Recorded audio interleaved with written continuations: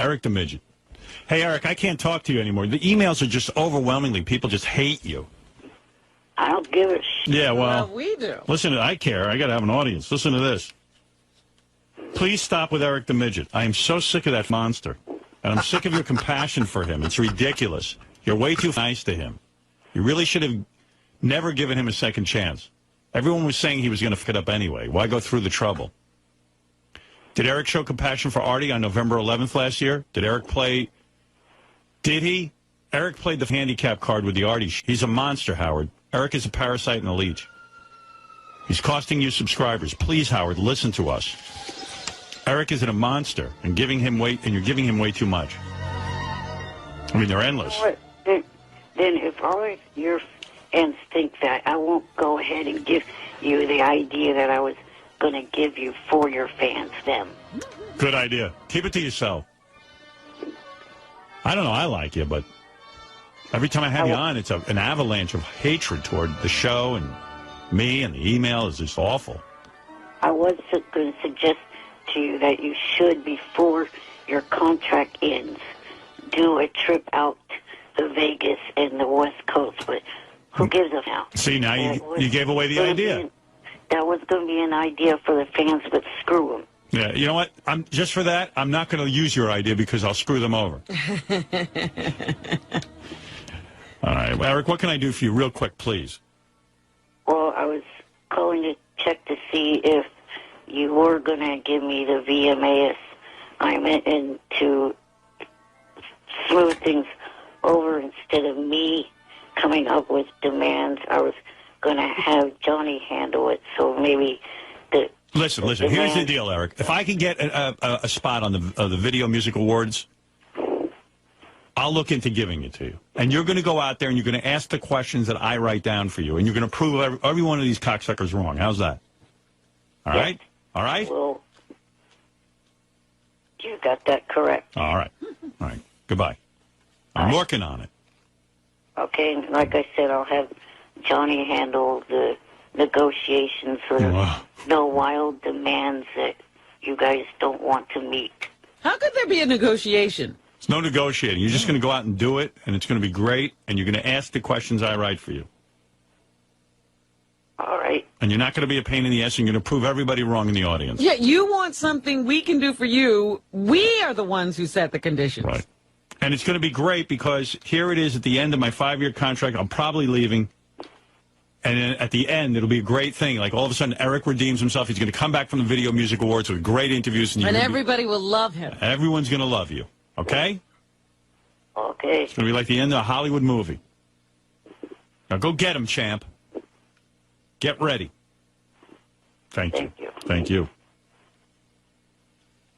Yeah. When in the Video Music Awards, you're going to couple it. Gary, you working on that? I want that kid on there. 12th. Yeah. I want that kid on the red carpet, and like in a Hollywood movie, he's going to redeem himself, and all the fans will love him. Are you working on that? Yep, I'm working on it. Okay. You know what I'm thinking? What? If we send Eric to the VMAs, I'm going to let him wear my Iron Man helmet. Because his head is the only one that'll fit. Actually, I think his head's too big. His head's too big. Eric the Midget, you're on the air. Good morning. Good morning. I was calling because the VMAs, I wanted to check in to see if... Well, I tell you what, Eric. Eric's talking about the Video Music Awards. He wants to do the red carpet for us. Yeah. Well, it ain't going to happen, and not because of you. I can't get you on the red carpet. They won't. And I was speaking to Jimmy Kimmel. We were talking about Bob Schimmel over the weekend. And he said to me, hey, I think I can get you on I could get Eric on the red carpet. And he tried, and he couldn't do it either. Wow. What's the deal there? I don't know. It's packed, and we are asking, 10 days before the event. Well, you want to know something? They're purposely keeping us off. If I was Newsweek magazine or something, they're different with me. Yeah. Those Video Music Awards, they're lame anyway. Screwballs. They don't want to give me a slot. I might insult someone. That's some rock and roll. So, Eric, it doesn't even matter. All right. Thanks for trying. Yeah. I don't know. Maybe some other event. But Johnny's on the phone. What is it, Johnny? I got a feeling even if I could get him on the Video Music Awards, it would have been trouble anyway, right, Johnny? No, Johnny's not there. Probably fell asleep. They're probably sleeping. I was almost asleep, actually. I thought the show was particularly good today. Guess not. I didn't sleep well the night before, actually. Why is that? I just got to bed late and didn't sleep very good. You know why he can't sleep well is because, poor Eric, he doesn't even get any exercise. How can he exercise? He can't walk. So he's always in that chair. So. I would imagine he's tired all the time. You think?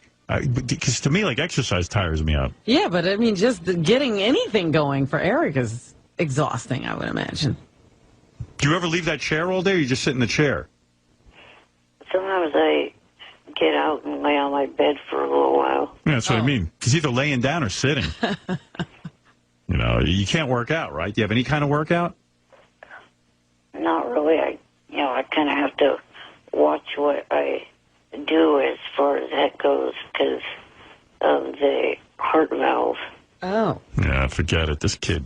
How's he going to sleep at night? How's he even going to do the red carpet? Yeah. You eat a lot? You probably eat like nothing, right? No, I eat pretty well. Because he's not fat or anything. You'd think he'd be a blob just sitting in that chair. But he's in pretty good shape in terms of his weight. He's not fat. Well, that could be a real detriment to him. Yeah. You take big dumps or like little tiny bird pellets? Average size, I guess you could say. No kidding. What is it, Shirley? You know something about this? Well, I just want to tell you, along the lines of Robin's Twitter page, that Eric's Twitter page is the best. Phenomenal. I know. I read one the other day. I got to start following Eric. Well, people send it to me. Well, Jimmy Kimmel sends me some of the best of Eric's tweets. Yeah? And the best are about his little... What are those little stuffed animals you're in love with? Oh, my God. Tell Kimmel he's following the wrong Twitter. That's not you? Sure, you got the right one. Show them. Well, the one I see... What do you mean it's not the right Twitter? Somebody's pretending to be Eric? Because there was something about these stuffed animals that you love. He's got the right Twitter. No, he does not. What are the name of those animals you like? Tell the truth. I don't like any stuffed animal. What are the alleged animals then? But didn't you request like one of them as a Yes, gift? he did. No, I didn't. What's on your request list? Shirley and Jim McClure have the right Twitter. It's constant Jimmy Kimmel arguing. does not. It's constant That's arguing. the one on his Jimmy Twitter. has. It's constant arguing. So the other day he put up that, Apple released some new products. So now his wish list has changed. In case anybody wants to send him one of these new Apple products, he's willing to take it. Also, he got in a big argument with people because people are claiming that he's a stalker because he's sending flowers and gifts to celebrities. Oh, is he? Yeah. And Shirley, you're not even quoting the right one. yeah, I'm telling you, Jimmy's got the right one, too. He just denies. It sounds like everyone's following the right one. No, the right one right now. 6 days ago, I said I will not allow any new followers. That is the last tweet I did. Jimmy had that one. So you haven't tweeted since then? No, You don't sleep with stuffed animals? no, I do not. And you don't have on your request list that you want some stuffed animals? No, what about the thing with the Apple stuff that you're changing your Amazon wish list because Apple has new products out? Is that accurate? that's fake too. But it's the same Twitter page that you've been on. Come somebody else have access to your not. Twitter page? Shirley, mine is ALLSPORTS 1975, not double I. Oh. Idiot. Whatever that Howard, means. I don't care whose it is. I watch it all day long. It's the greatest thing. Is that so? The page I'm looking at when you're like, It's not you? when you're talking to like chicks on there, that's cool too. How's Twitter gonna? How can they distinguish whether the person is real or not? It's hard, Howard. Yeah, because I know on Facebook, Fake book. they got a million Howard Sterns. There's a fake Gary running around saying all sorts of stupid shit. There was a fake Mary talking about what an I was. Well, there was a fake Beth, right? And Somehow she got it stopped, but Yeah, a friend of mine called me once and said, boy, I'm being followed by Beth Stern. And, boy, she's got a mouth on her. yeah, right. Yeah, and I couldn't believe it. The fake Beth was saying about me, like Howard's like an ugly guy, but you know what? He's got a lot of money. Making all these sexual. Yeah, and he for me my ass. Yeah. And then like Sandra Bernhard said to me, I follow Beth. It's the greatest tweets. I go, that's not bad. How could you even think that? You think I could be married to someone who's saying I'm a? Same thing happened to me. I go. She goes, yeah, I did think it was a little weird. Yeah. A little. I said to Gary, I go, I had a great talk with your wife last night on Twitter. Gary's like, my wife's not on Twitter. Right. But Mary was writing stuff like, my husband's such a loser. Did you hear him today? Oh, God. Yeah. I'm like, wow, Mary's awesome. Julie thinks she's writing it. Right. If she wrote like that, she'd be on this show every day. All right, Eric. All right, Eric. I can't do the VMA. Sorry, I can't get you on there. I'm trying. Thank you for trying. All right. Appreciate it. But Thank Eric, before you go, so just so I know, in your Twitter, when you write like that one porn star and you said, I've been a good boy, have you been a good girl? That's not you? No, that is not. I don't know. Well, whoever the fake Eric is, he's much better. Tell him to call in. Maybe get him on the red carpet. Yeah. All right. Thank you, Eric the Midget. He's club-footed, you know. Club-footed. Yeah. Good morning. Morning. I was just calling in because last week I heard that you guys were talking about the blurb that I wrote for Gary's book and how you thought it should be in the book, but it's not going to be used. Yeah, Gary eliminated Eric the Midget's blurb from the back of his book. He could use only 3, I think, and Eric got bumped. Well, I happen to agree with myself, actually. Eric, you're right. Your blurb was funny. And, Right? yeah, I thought it was good. And I don't understand, like, Gary could only use 3 blurbs. I mean, I'm pretty sure you can change the font and squeeze in 4 blurbs. I mean, whose idea is it that there could only be 3 blurbs? What was it, Gary? Who did Eric get bumped for again? You, Joan Rivers, and Dr. Drew. And what was Eric's quote again? I thought it was funny. It was something like, good luck in your next job at McDonald's. Make sure you ask, do you want fries with that? Oh, hey, ape face, good luck in your next job at McDonald's or something like that. Yeah, hey, ape face. I thought that was funny. And he's Eric the Midget. He's from the show, so it's funny. Yeah. But Gary eliminated. What's the theory that you can only have 3 quotes? This is what they said. They said they could only use 3 on the back of the book. This is not my decision. Who's calling you? I don't know. Somebody's texting me. I don't know who it is. Oh, that noise is so annoying. What kind of phone is that? It's just an old-fashioned Motorola clamshell. You don't have email and stuff on there? I do. I have a BlackBerry too, but I don't like using it as a phone. You Why? don't have vibrate? I don't know. I can't explain it. You don't have vibrate where no one can hear it? Shut up, you idiot. I was talking to you. You don't get your text on your BlackBerry? Kind of unprofessional. Don't you? Yeah, it is. You're right, Eric. Yeah, Ronnie's getting the same thing. 42 texts. Who's texting? Texts. I don't know if somebody's texting the Trying to go take out 42 Texas. Texas. You got Texas, you got Louisiana. Try to call the number back. Yeah, you can't call it back. Yeah, What is it, one of our fans? probably. Yeah. Who's now thrilled that we're talking about them. So whatever it was, the book company said we could only use 3. Howard, it was like I had 2 days to get them done, and I don't know. Yeah. Well, Eric got the bounce. You got the bounce. I appreciated him doing it. I wrote him a note, and I apologized. Right. Well, what are you gonna Next do? book, Eric. Yeah. When Gary writes the sequel. Paperback. Paperback, yeah. Eric the Midget bumped off of Gary's book. I don't know why. I'm sure what Dr. Drew wrote wasn't as funny as Eric's. Did you ask Eric to do it, or did you? I asked him. You asked him. You know what? I was walking by. I was walking by the phones one day when Will was doing the phones, and I just heard Will going, "What's that you want to say? Gary's an arrogant, and you hope he never gets another job again." And I thought, "Oh my God, that's like the perfect blurb." Right. What's going on with this? So someone's texting you, and you're just getting. Text after text. So why don't you turn off the sound on your phone? Because I'm talking to you, I haven't had a chance yet. Oh, okay. Well, Eric, there you go. That's showbiz. Yep. That's it. The heartbreak of show business. Sometimes some of the best stuff is left on the cutting room floor. I saw a version with Eric's blurb on there. I don't know what happened. You know, the version I saw had the blurb. Oh, it was still there. That's right. Dr. Drew hadn't come through yet. That's right. Dr. Drew was a... What did Dr. Drew say that was so witty? Again, I don't have it in front. You know what? I do have it in front of me. Hold on. All right. Probably said the same thing. He said the same thing as Eric. They just stuck his name on it. I would have just put Dr. Drew's name under Eric's quote. Right. That'd be funny if they'd make a mistake and they say, Gary's an arrogant Dr. Drew. Oh, here it is. Oh, this is the actual book? No.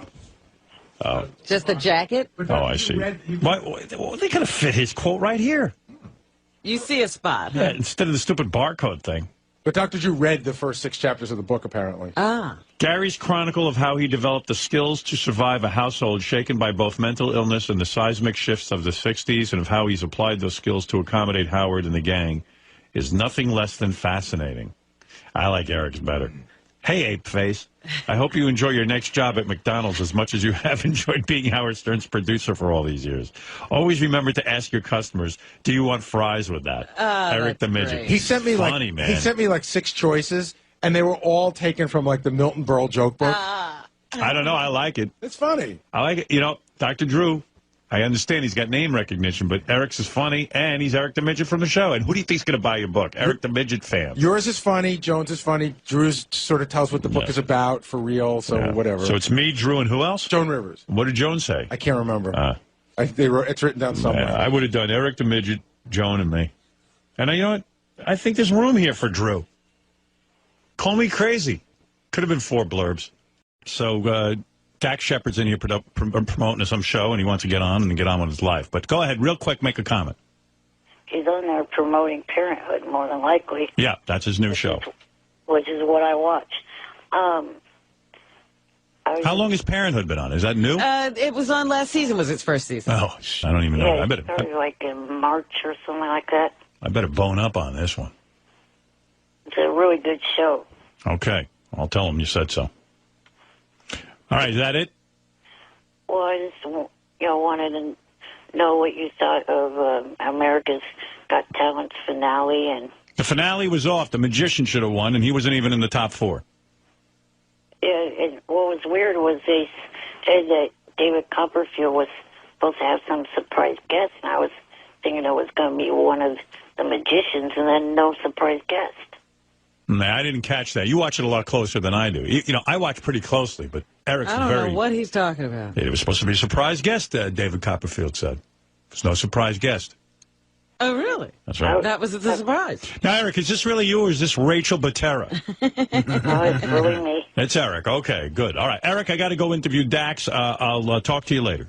Bye-bye. Well, one thing I'd like to know, if you could ask him, how much of the show is actually filmed in Northern California.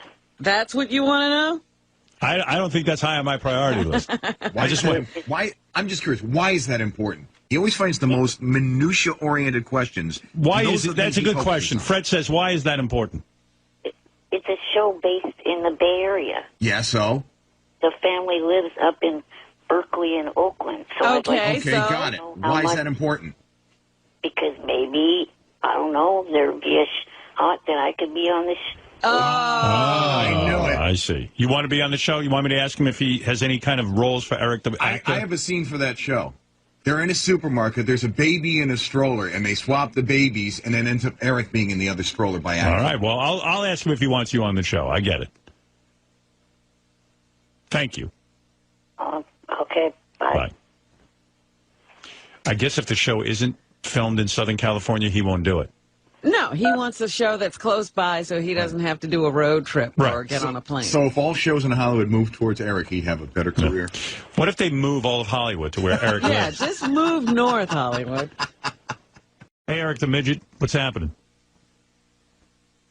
I was just calling in to talk to you about the episode of Friends that aired while you were on vacation. I actually missed it. Well, they sent me a copy of it, and I didn't watch that, but I watched the part where Eric's head explodes, and that's way cool. Can I borrow that from you? Because I Sure. really want to see that. Yeah. Well, as a matter of fact, where Eric's head explodes is the best part, from what I understand. In fact, Ralph put it up on his website.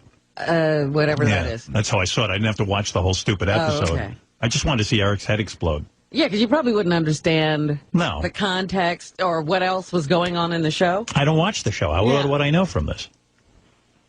So I saw your head explode. That was way cool. So you didn't see any of me actually acting? No. But I will. I'll go back and watch it. Stop lying.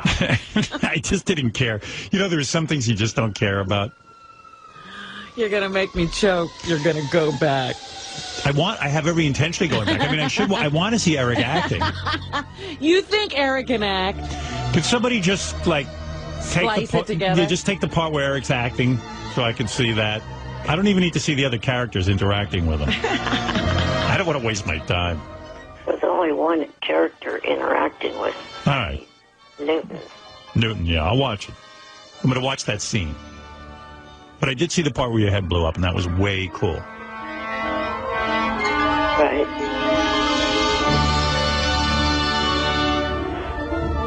I have been getting a lot of positive feedback on my Facebook page about the episode and, about me doing a good job on the episode.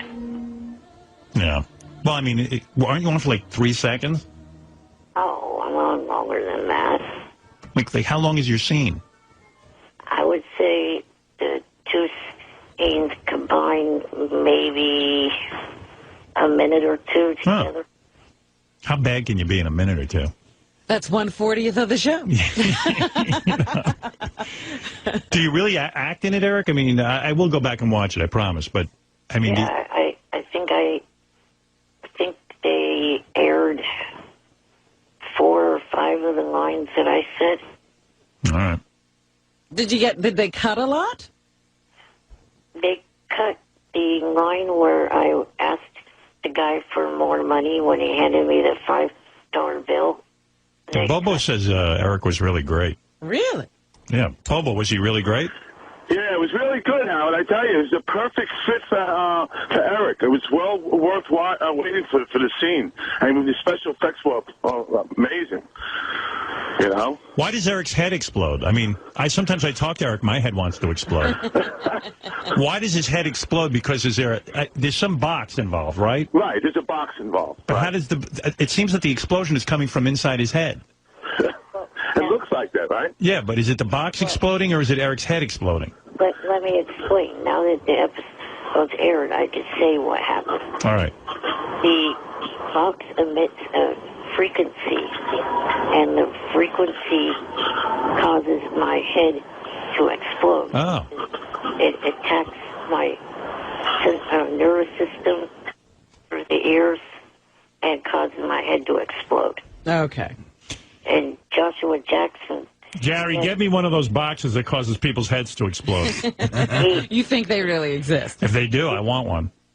His character, so he wasn't affected, had to have someone shoot a gun next to his head to make his ears where they couldn't hear any sound for a few minutes. Oh, earplugs wouldn't have worked. Well, I know, according to Johnny Fratto, the real hero of the Eric the Midget story is Johnny, who had to go through hell to get Eric on Fringe. Right, Johnny? That's right, Howard. I'm glad to hear this because I don't think he was going to give me any play because I want you to know that I am the one who suffered. And then when he gets back, he has the audacity to say, geez, I wish I could have stayed longer. I really had a good time doing that. Now, Robin, do you remember me talking about having a good time? No.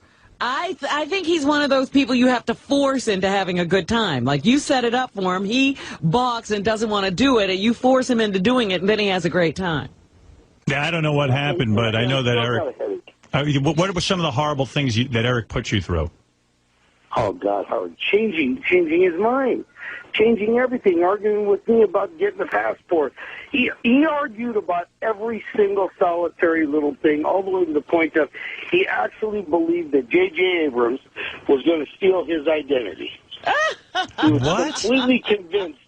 He was convinced that J.J. Abrams wanted his identity. What do you... Eric, what was that about?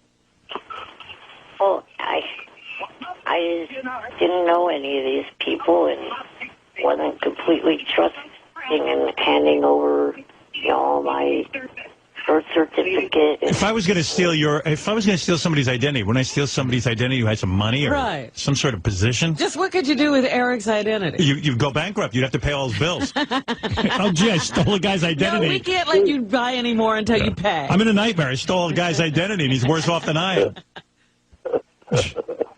Yeah, poor Johnny. Well, Eric, I think this should teach you a lesson, Eric, that, sometimes you got to be into what you're doing. Look how happy you are now that the episode was great and it aired. Oh, Howard, when he called me when he got done, he was ecstatic. He said, I wish I could have stayed 4 more days. Yeah, but meanwhile, he put you through... I wish I could have got a ticket to come up there to whack you out. After all this shit, that's what I really wanted to do. So now, Eric, are you going to get into that Bumblebee outfit? Oh, yeah. No. Oh, yeah. Oh, yeah. Yeah, I mean, he'd probably have a good time being a bumblebee. And Howard, you've done another favor for Eric that I don't think he knows about yet. What's that? But they contacted me, obviously, because of you.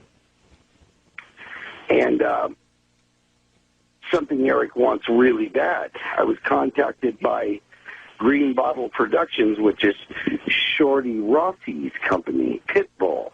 Right. Pit Boss. And they would like Eric to do some episodes of Pit Boss. And they know about Eric from Howard Stern. Ah. Wow. That's your fantasy, right, Eric? That's his fantasy.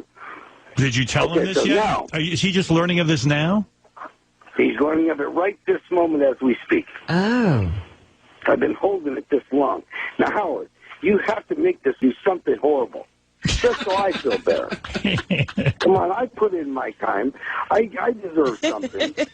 I want him to have to hold his breath underwater for 5 minutes or something. Oh, my God. How about we make a dog race and Eric has to be the jockey? He sits on the back of the dog.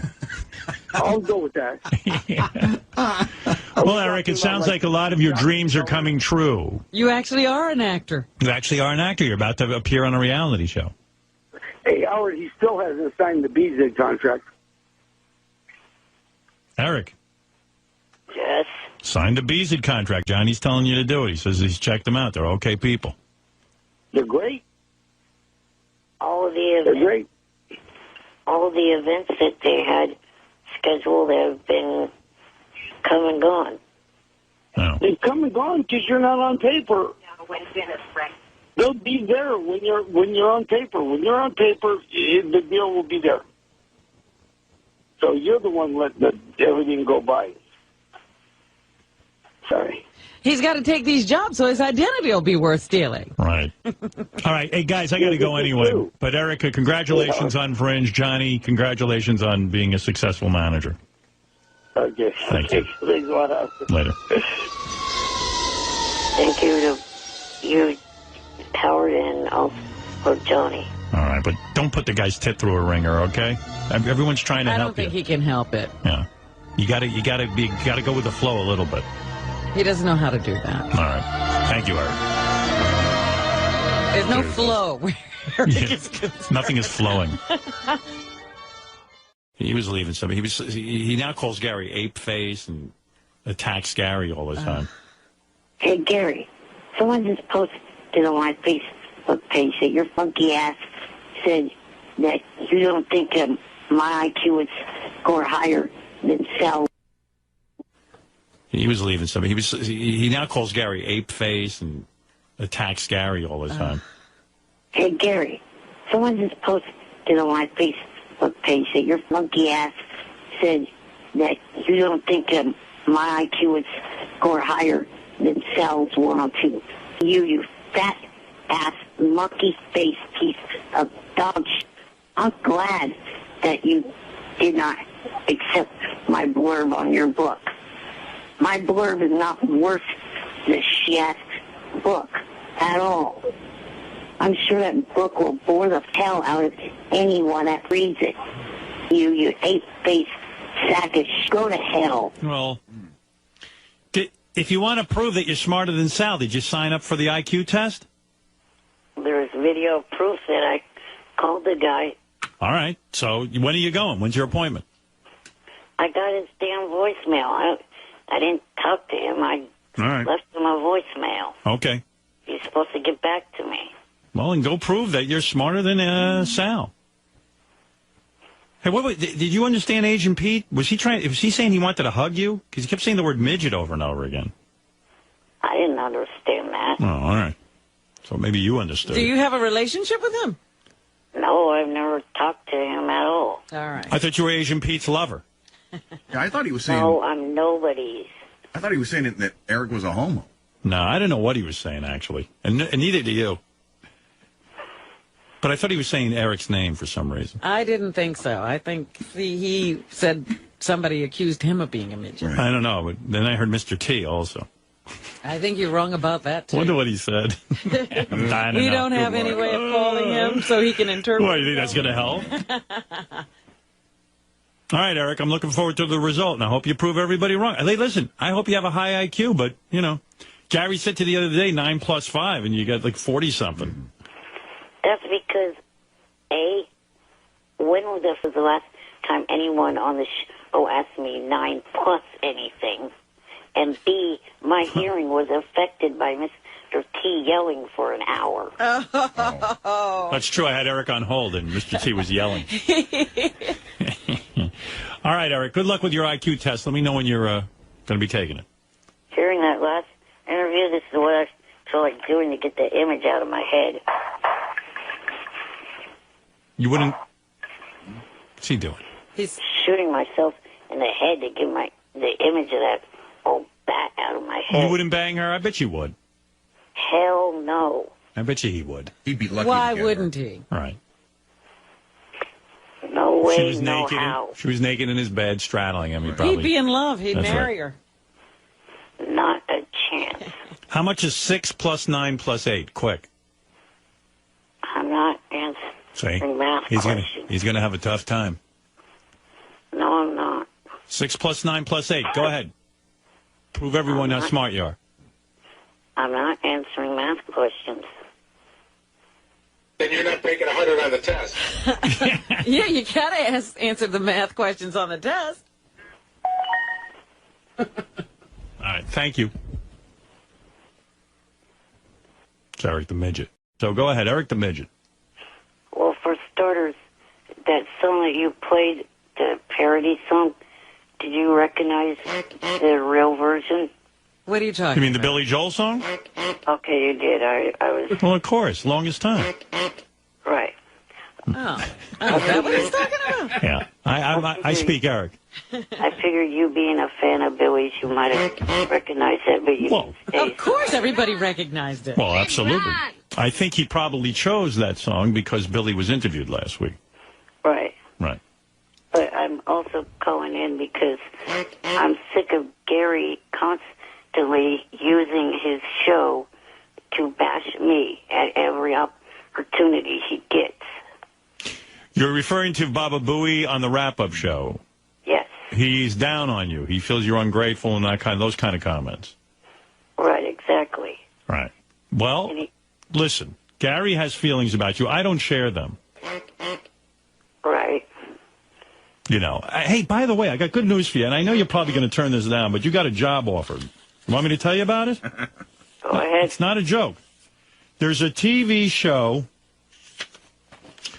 on Spike, 1,000 Ways to Die, it's called. The guy wrote a letter. It's a legitimate letter. And they want to have you on there because they want your head to blow up. Now, but wait, before you say no, this is a real show.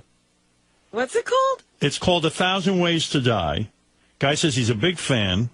Gary evidently knows this guy. He says there are links on the show, 1,000 Ways to Die. We produce the show with original productions. Each segment is based on a real death. So I'll have to figure out what situation I'm going to put Eric in to make his head explode. That's a regular show, right? So I've seen the show. So here's like... Do you get to act a little bit and then your head explodes? Yeah. These are reenactments. Right. What happens is, like, they might say, okay, ways that somebody could die is, you know, you ever heard that rumor, like, if you pee on the third rail, the electricity comes and hits you back and you could die that way? So in other words, they would use him in a reenactment. That's right. They would recreate that whole death. So he's going to find a death where somebody's head explodes and let Eric be the actor that reenacts it. Well, Eric? Not interested. Wow. I knew it. Well, you're really sticking to your... But don't you realize what a great opportunity this is? No. He doesn't want it. He doesn't. All right, address the first topic then. He doesn't want to do it. Why are you picking on Eric? Do you feel? Here's what happens. On the wrap-up show, people call and ask about comments that were made on the show, so I give my opinion. Right. He doesn't call the wrap-up show because he either doesn't like it or he goes back to sleep. He's told me, like, hey, you idiot, I'm sleeping. So I address questions that people ask me. I don't go out of my way to talk about him. If it comes up, I will discuss how I feel. And I do, Eric, I do find you to be ungrateful. So I'm saying it to your face, not behind your back. Well, I'm not. All right. Well, there it is, the great debate. All right, Eric, I got to move along because Dennis Rodman's coming in here.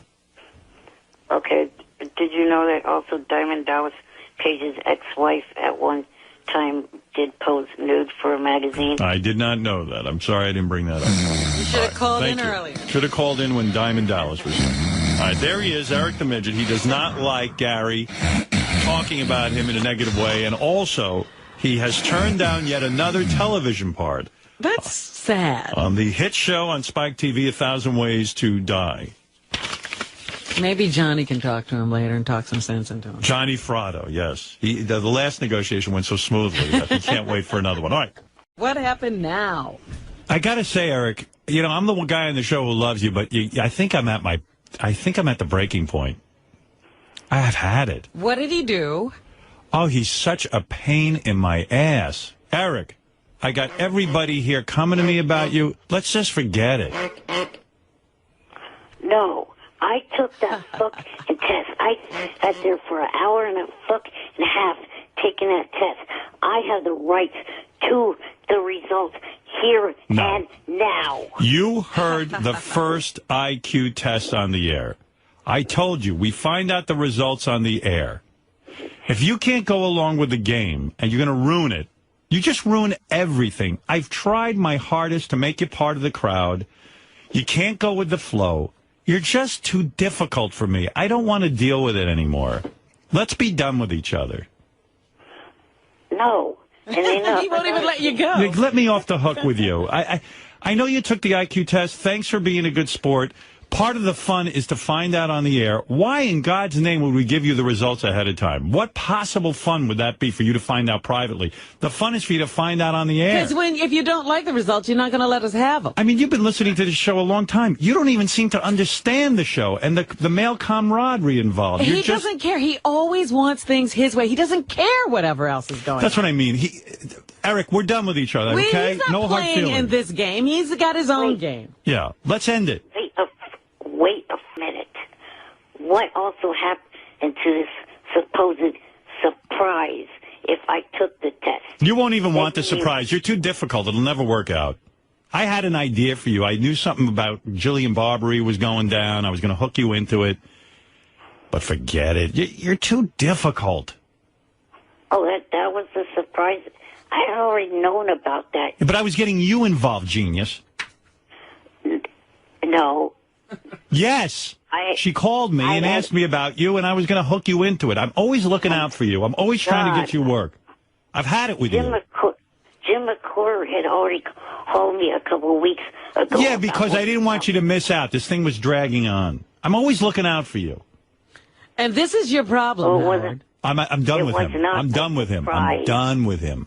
Look, he doesn't even like this thing you were putting together, it's not a surprise. You weren't doing all that much. I wish your head would really explode. It was a surprise when we first brought it up to you when we tried to get you to do the test. And then we had to let you in on it because you're just a pain in the ass, and we didn't want the time to go by, but then we decided you're too difficult. And by the way, you lied yesterday on the air. I said to you, you browbeat the shrink, didn't you? No, I didn't. You did. You're a liar. How many times did he call the shrink? Not. How many times did he call the shrink? I don't know, Jason. How many times? You've been calling the shrink. You browbeat him when he was there that day. You said, I want my results now. And he said, I'm not supposed to give them to you. And you said, I want them. You're mean. You're a little terrorist. A tyrant. You weren't going to sign the paper. Now, how come when we asked you about that yesterday, you just lied about it? Here's why, you fake face. I did not browbeat that guy. You don't even know when you're browbeating. The results. You asked for them. I asked You're not the situation. You're the bituation. Eric, this is ridiculous. How would it be a bit? Why would we go through the trouble of taking IQ tests for you to find out ahead of time? You know what? At this point, I don't care what the results are. 5 faces. He's a bully. He just wants to hang up on us because he knows you're done with him. Well, I can't do. I mean, what am I supposed to do? I said, hey, Eric, you want to do the IQ test? Yeah, I want to do the IQ test. I said, okay. All right, great. Look, he could be under control, but you always give in to him. Yeah, I'm not giving in this time. It's crazy. And he's not allowed to hang up on me. I hang up on him. How dare he? I love Eric, I do, but he's so difficult. You know, he wants the results ahead of time. How is that fun? The fun is finding out on the air as I announced. And he knew the deal going in. Of course. He heard the first one. He only wanted to reveal if he thought he was beating everybody here. Right. He has a personality where he wants to control everything. And unfortunately on this show, I control everything. But the thing is, he only would have released those results if they were beneficial to him. He didn't want to play the game. Right. Anyway, so I give up. For those of you who are anxious to have Eric the Midget participate, forget it. And Gary, I don't want any results issued to him either. He can't get them, and we won't get them. Oh, no, we get them. But we won't release them. No, I'm not releasing them. We actually have them, Howard, but I don't know. Jason has, and no one else has seen them. And find me a new midget to work with. Well, I think we should do a contest for a new midget. I really do. Yeah. I think we should find a different And I'll person. get him tons of work. You know that there's somebody else already interested in hiring him for something. So I'm not going to tell him. Don't. You're not to talk to him anymore. I don't talk to him. He yells at me on my voicemail, and then when I talk to him on the air, he calls me an ape-face. You have someone who wants to hire him, right? We have such great opportunities for him. Howard, something that he would die for. Really? Die for. Well, after the IQ test, if he lets us do it, then you'll tell him what it is. And not a minute before. See, there you go, giving in to him again. Don't you want to know his IQ? I can go back there and look at the paper. You know, come to think of it, so could I. But I won't. What can I tell you? All right, listen, Mike Walker, you know him from the National Enquirer. I always like it's fun when Mike talks about his column and tells us some stories. Mike, you there? I am here, Howard. How are you? You hear this, Eric the Midget? He's very difficult. Yeah, boy, he's a feisty little guy. I don't want you writing anything more about him in the Enquirer until he's straightening himself out. Covering. That's right. Stop covering That's him. That's it, Eric the Midget. Right. You are out. Caregiver defending Eric. Oh, what is he? There's no defense. Hey, Jan. I like Jan. You do? Yeah, Jan's reasonable. Eric isn't. You think? I do think so. I like Jan. Poor guy. Hey, Jan. So there's a little problem here. Go ahead, Jan. Either you guys are, or this doctor's full of shit. I'm the one that was there. The doctor straight out asked Eric as soon as we got there, do you want the results tomorrow, or do you want to wait till you hear him on the Stern Show? Well, I'm That's imagining. all there was to it. I'm imagining, Jan, that the doctor wasn't aware of what we want to do on the air. It's not, Jan, you even know, and explain it to Eric. That there's no suspense if Eric finds out ahead of time. The fun is when I reveal who's in first place, who's in last place, and who's in the middle. Doesn't work for me if Eric knows the result ahead of time. Okay, but I'm talking about the doctor. He probably made a mistake saying that to Eric. Lying. Well, he's not lying. He didn't know. He's a good guy. No one's out to screw Eric. I'm trying to give Eric some of the fun. Trying to get him in the crowd. He wanted to be a part of this. He's just always so difficult, Jan. Listen, I admire you. I don't know how you take it. I don't know. You deserve a medal. So did the doctor say that Eric browbeated him to get the results, or no? I don't know. He said that he did hear from Eric, but listen, that's Gary's interpretation. All I know is, as the guy sitting here hosting the show. Gary's a retard anyways. Well, who doesn't know that? But first of all, it's not just my interpretation. It's Jason's interpretation. Jason spoke to the doctor, so I'm just sort of funneling it in. Please, I'm talking to Jan, Gary. Well, I can't talk to Eric. I can talk to Jan. I know, but Jan shouldn't take shots at me. I feel bad for him that's his lot in life. He's going to watch that little shrimp. Well, Jan has a tough job. There's no question. Yes, but don't take it out of me. Anyway, Jan. So what is Jan calling to say? Hey, yeah, Jan, what are you saying? If I'm trying to say if that's what the freaking doctor's saying, it's a bunch of anyways. Well, I'm just telling you, the but the way doctor. the contest goes is we reveal the results on the air, and they shouldn't go to Eric first. Now, Eric is almost demanding them first. Hey, Jan, the doctor doesn't work for our show, so he doesn't really know what's going on. He was just trying to be a nice guy, but it doesn't work for us if Eric knows the results ahead of time. What fun is that? All right. Well, I'll go ahead and write back. I'm right back. I'll call back when the results come back, because there's some things I wonder about the test anyways. Well, anyway, tell Eric, if he doesn't want to play the game the way we have it set up, then just let's forget everything. I don't care anymore. He's I don't know about you, but he's eating my kishkas out. And I don't know how you take care of it. I mean, it's like American Idol. You know how they don't give the results out ahead of time? Yeah. I mean, Eric understands American Idol. Imagine if American Idol told the contestants the results ahead of time. You wouldn't have a show. Yeah. It doesn't make sense, right? He was just going by what the doctor said. I know, but the doctor doesn't know. He's not part of the American Idol show. You know what I'm saying? He doesn't understand. He's just trying to be a nice guy. Okay. I thought it would have been fun. How could you have American Idol if they know the results ahead of time? All right. Well, the doctor shouldn't. If the doctor's lying about what Eric did to try to get the results, He's not lying at all. He's just an innocent guy who administers IQ tests. He's a nice guy. This doesn't have to be this way. Eric understands American Idol. Jan, do me a favor. Explain to Eric it's like American Idol. And believe me, if he gives you a hard time, you got a hard enough life with him. Then just give it up. Forget it. What can we do with this guy? All right, but you understand what I'm saying? Yeah, we'll see when the IQ test comes in what's going on there. Yeah, I listen, Jan. I can't deal with this guy anymore. This Eric the Midget. You got to deal with him. You're the only one who can talk to him. You're the only one talking to this guy. All right. All right. Well, we'll see what happens when it comes out. All right, let me know, Jan. All right. Later. That's Jan, who has the incredible task of taking care of Eric the Midget. He's my only lifeline to that midget. I can't deal with Eric anymore. Jan's the only one I can deal with. I think he has a very tough job. Yeah. Ever. I mean, but if I'm right about this, Jan will make this all better. I don't know. I'm telling you, Jan knows what to do with that midget.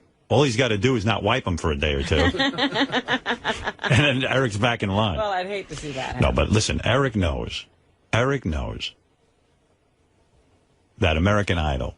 Imagine if they said to Clay Aiken and Kelly Clarkson, here's the results ahead of time. Act surprised. Show up anyway. How would you have a show?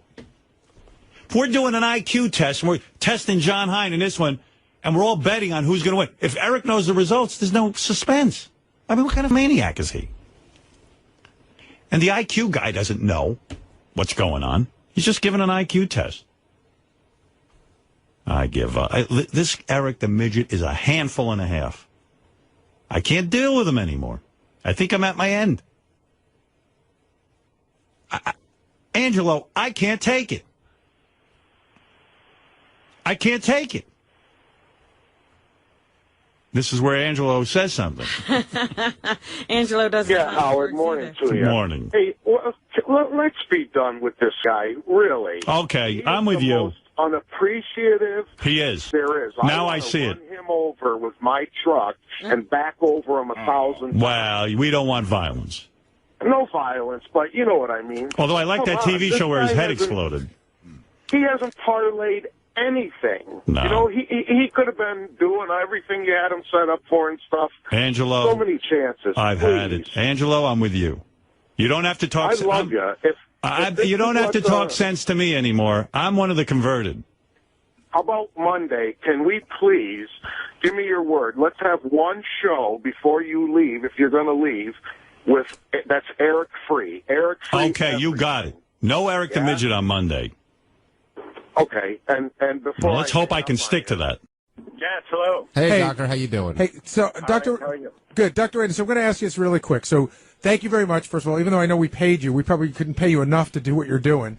We actually didn't pay him. He's doing this as a fan. Oh, that's great. Well, thank you, Doctor. So, Dr. Randy understands the show. If he's a fan, then he really understands the show. So, Dr. Randy, without giving too much away, you went to see Eric, and you administered the test, and when you were done, you asked him to sign a release that we all signed, and the release is because, as a doctor, you have to be given a release that says you're allowed to give the results to an outside party, correct? Correct. Okay. So how did everything go down? So when you were done with the test, did you say, Eric, could you please sign this? And then what happened? No. The way it went down is that Eric came in the office, and I had him sign the release before I administered the test. Okay. And was there an issue with him signing it right up front? He was reluctant to sign the test up front based upon his concerns of what his score would be. So what I did at that point is I turned the test over, and on the back of the test to have the range of scores where it's broken down into average, low average, high average, et cetera, et cetera. And I talked about a range with Eric as where do you expect to fall on this scale?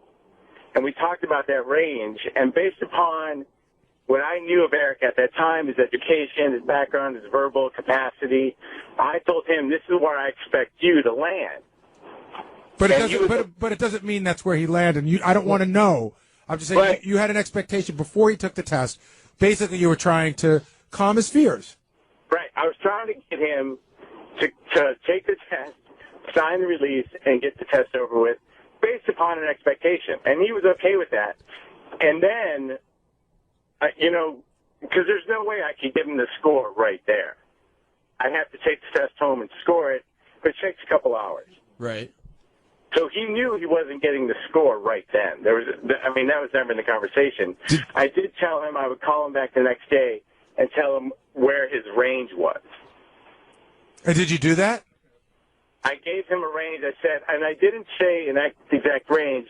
I just said, based upon our conversation, you should be okay with your results. See, that's already too much information. I agree. That's already too much information. You let him browbeat you. No, he didn't browbeat me. I got him to sign the release. No, I got you. I'm not giving you a hard time, but I wish you hadn't even done that because because that wasn't the deal for him, and he's just a monstrous pain in the ass. Well, but do you agree now that Eric he did listen? Did he use the word range or score? It sounds like Jan was Jan. Do you know who Jan is, Dr. Randy? Jan was in the office. So Jan heard you say to him, "You'll call back with the range." Yeah.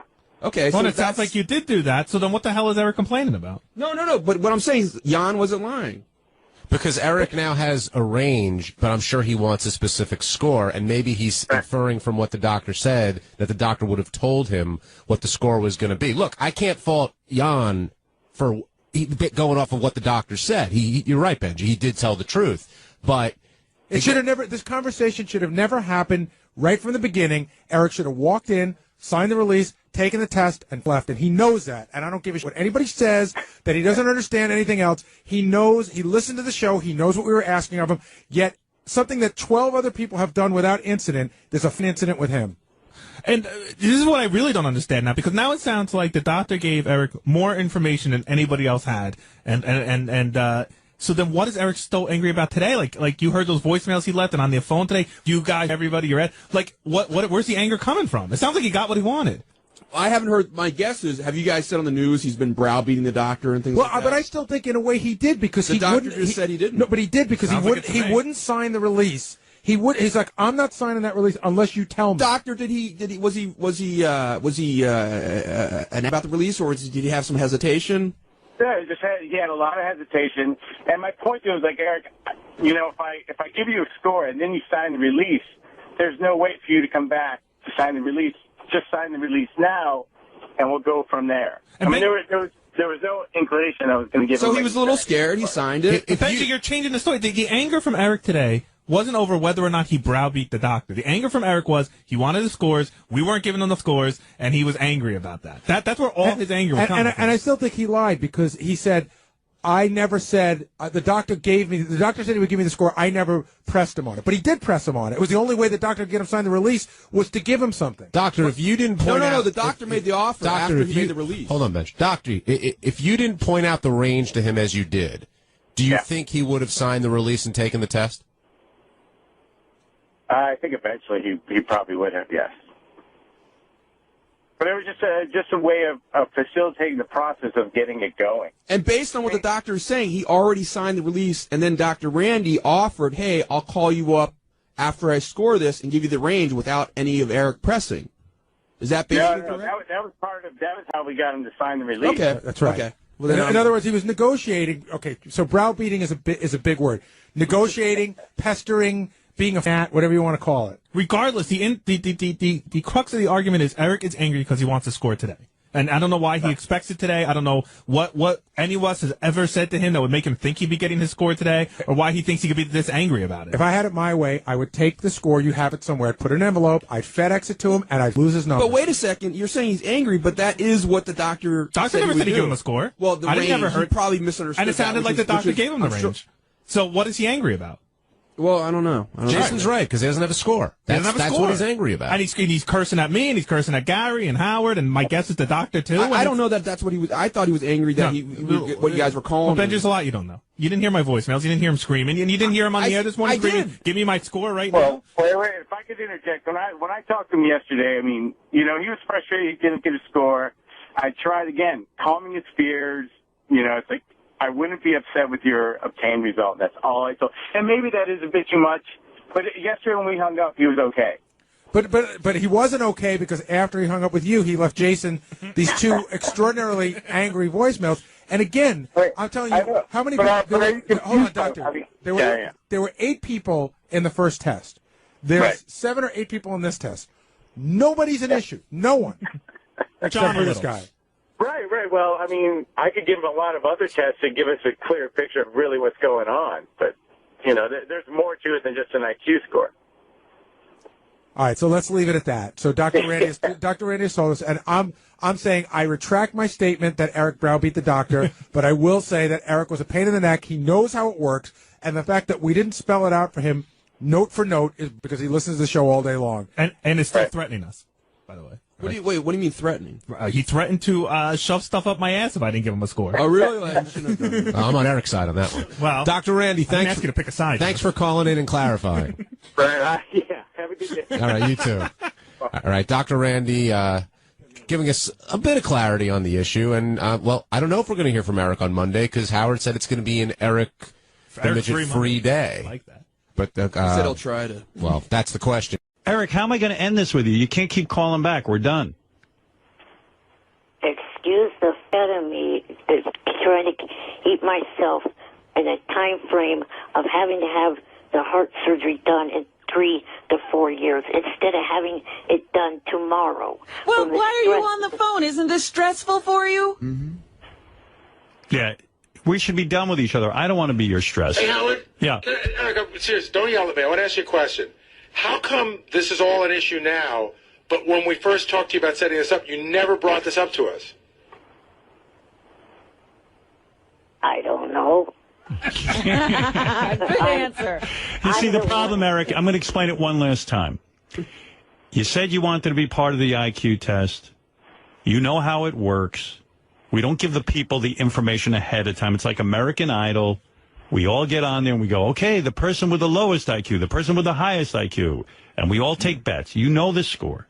You know how we do it. You know how we do the show. We explained it when we did it.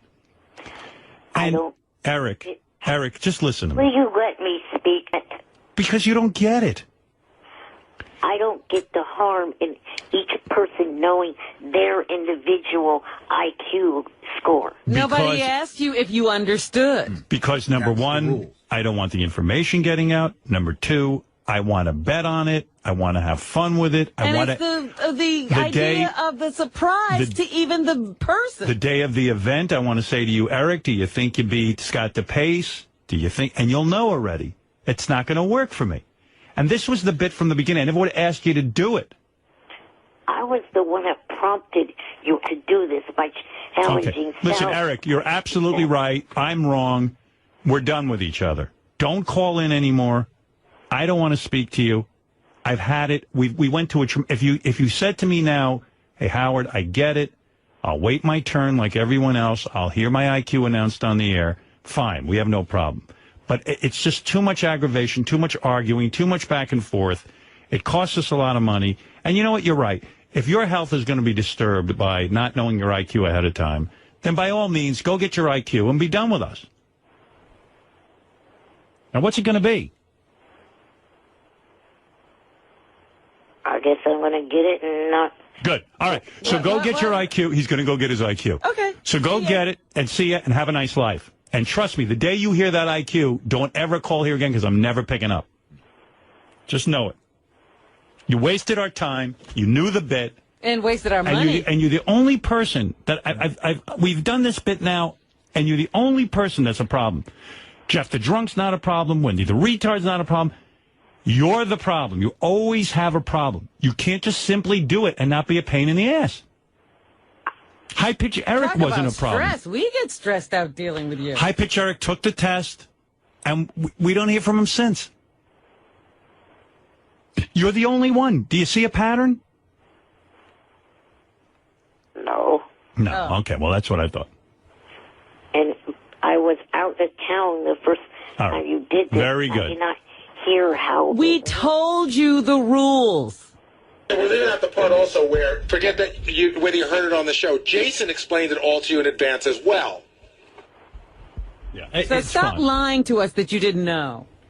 Yeah, stop that. That's ridiculous. Of course you I'm knew. not lying to you. All right. Whatever. Anyway, Eric, great knowing you. Enjoy your life. I'm sure other people are going to do what we do for you. I'm sure that you're going to have lots of TV offers. I'm sure you're going to have all kinds of exciting things in the future.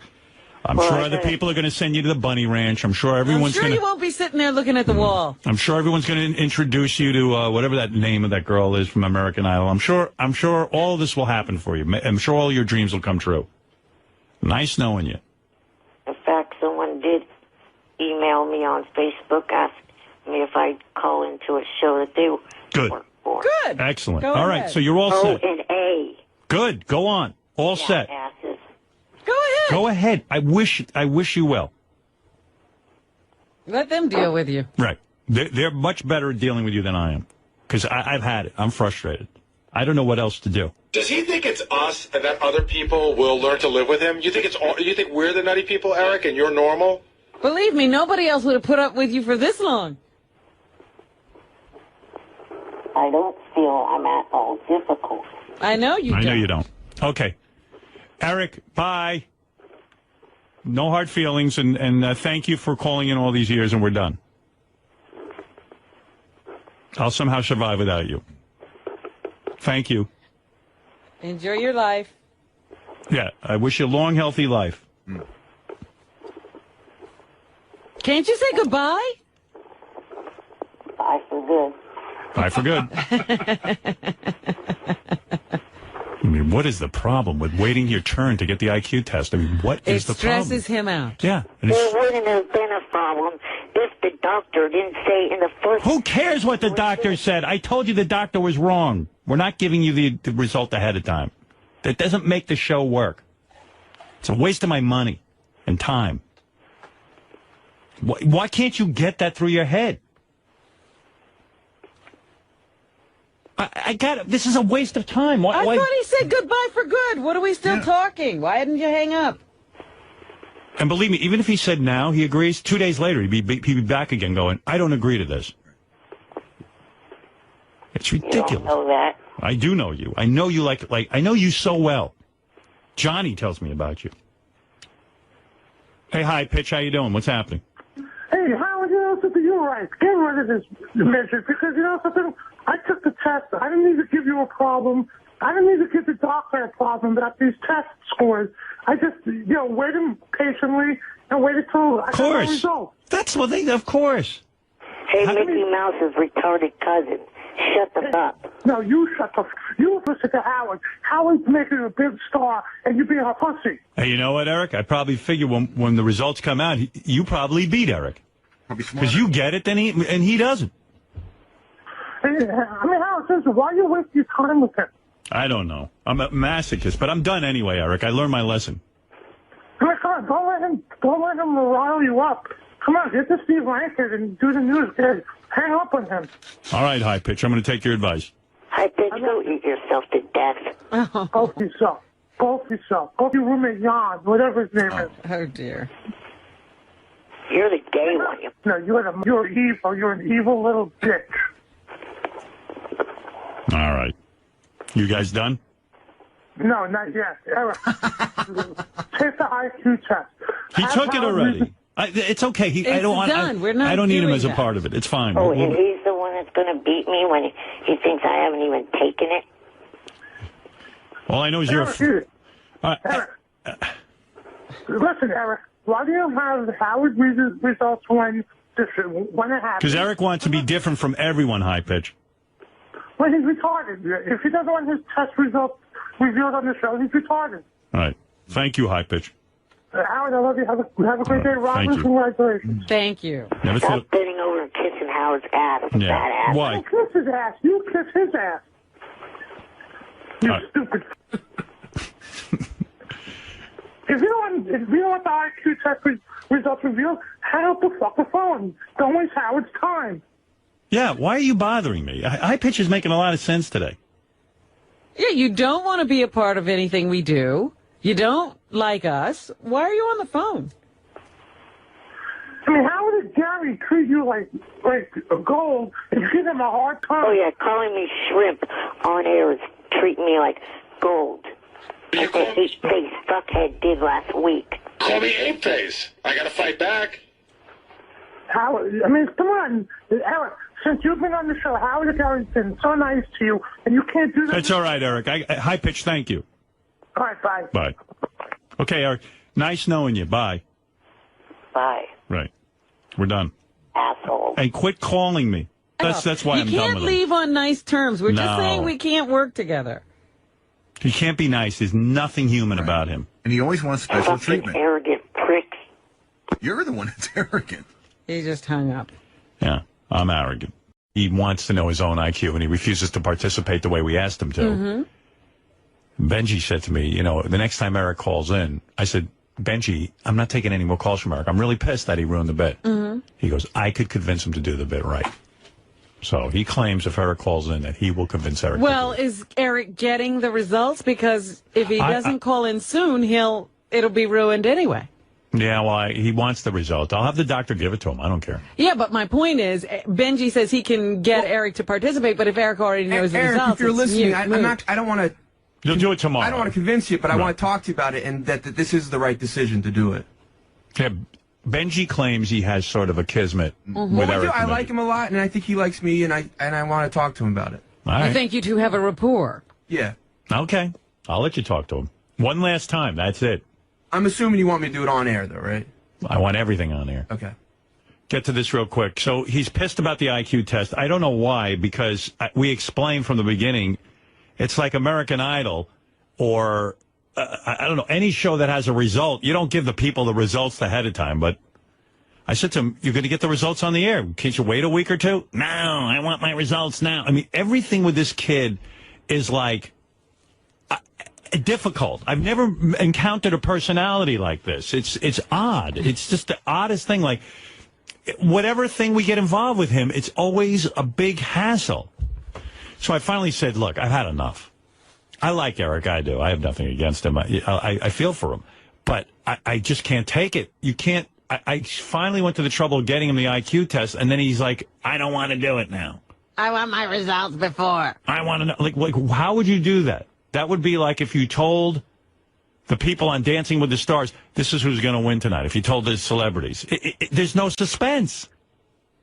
On American Idol, if everyone saw Ryan Seacrest's card ahead of time, no one would care. I don't want to wait 2 weeks. Well, yeah, of course. Just like people on American Idol want to know if they won right away. I mean, it makes no sense. But anyway, so Eric and I are now, we had a falling out. You're on the outs. Yeah, and I did mention that Benji felt if Eric called in that he could convince Eric to understand the bit. That's what Benji said. Well, I don't want to talk him into it, but I think it would be to his benefit. Right. Well, let me tell you, already he's lost out not being on our show because Gary says there's a huge opportunity for him that he's not passing on to Eric. He's pissed, too. Is that really true, Gary? Or are you making that up? No, it is. I can tell you what it is if you want. No, because then Eric will know. Okay, yeah, but it's an opportunity that he would love. I mean, I don't even know if it's still on the table because it was a week old. Right. But it's right up his alley. Well, good. I mean, forget him. And by the way, once I stop even playing his YouTube tapes, everyone will forget about him. Well, that's the problem. That's Right. why he always comes back.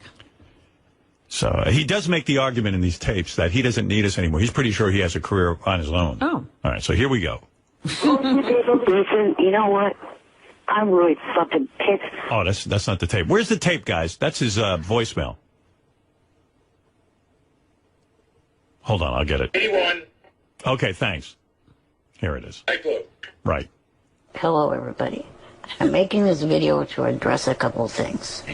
Number one, I heard that they were talking to Benji about talking to me to talk me into participating in the results show for the IQ test.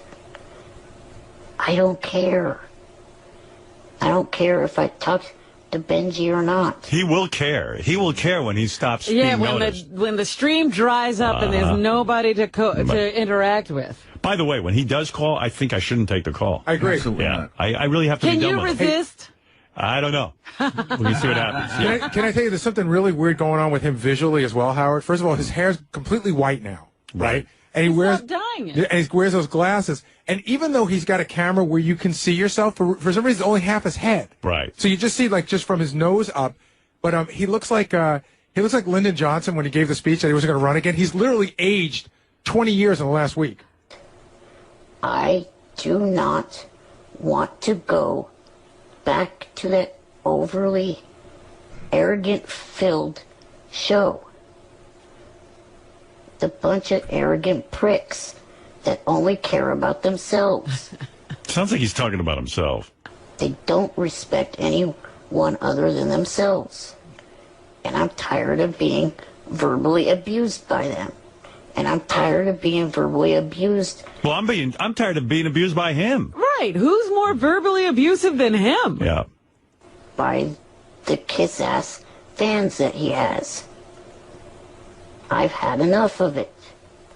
I've had enough of him saying he'll do a bit and then going backpedaling. So I don't feel like talking to Benji.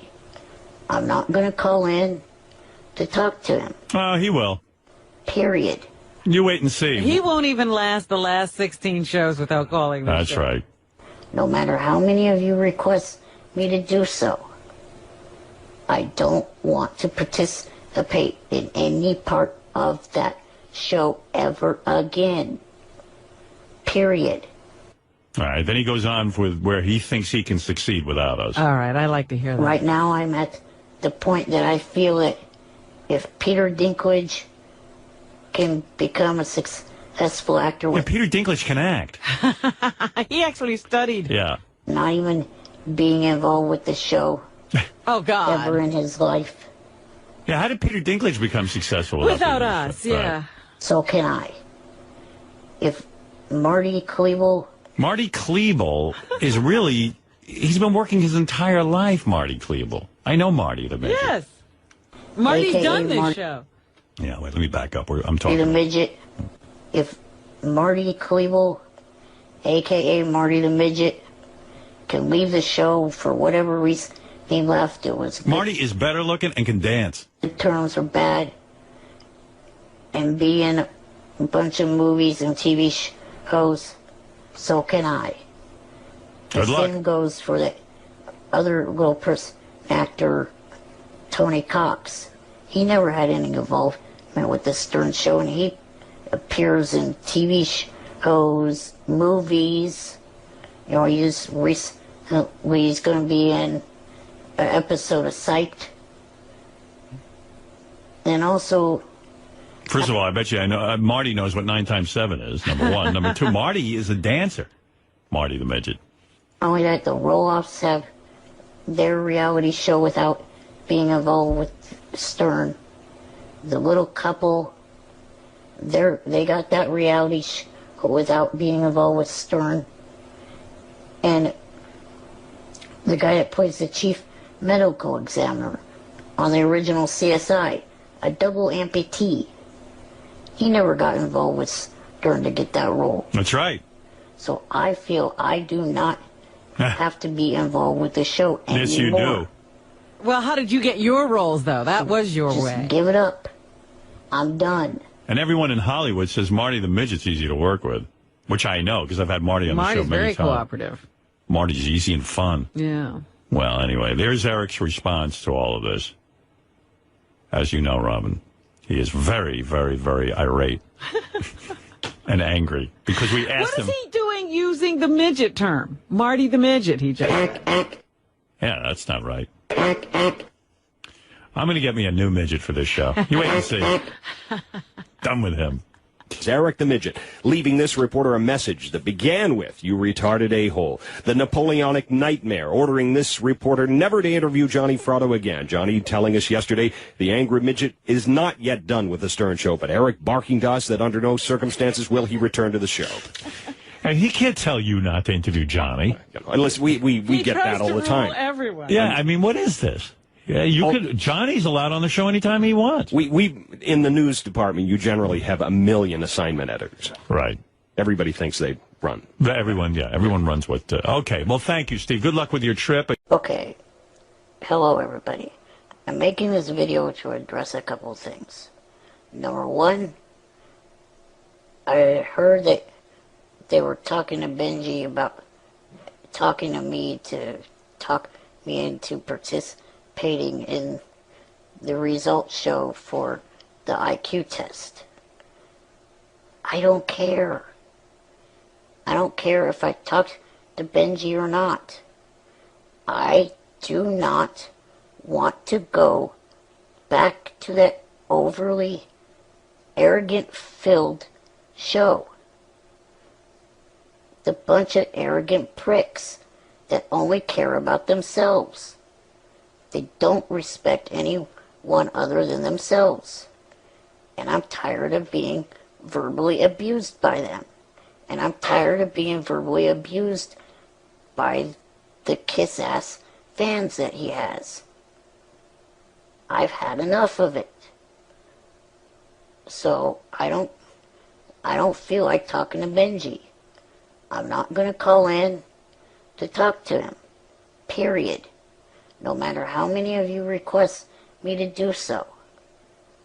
I don't want to participate in any part of that show ever again. Period.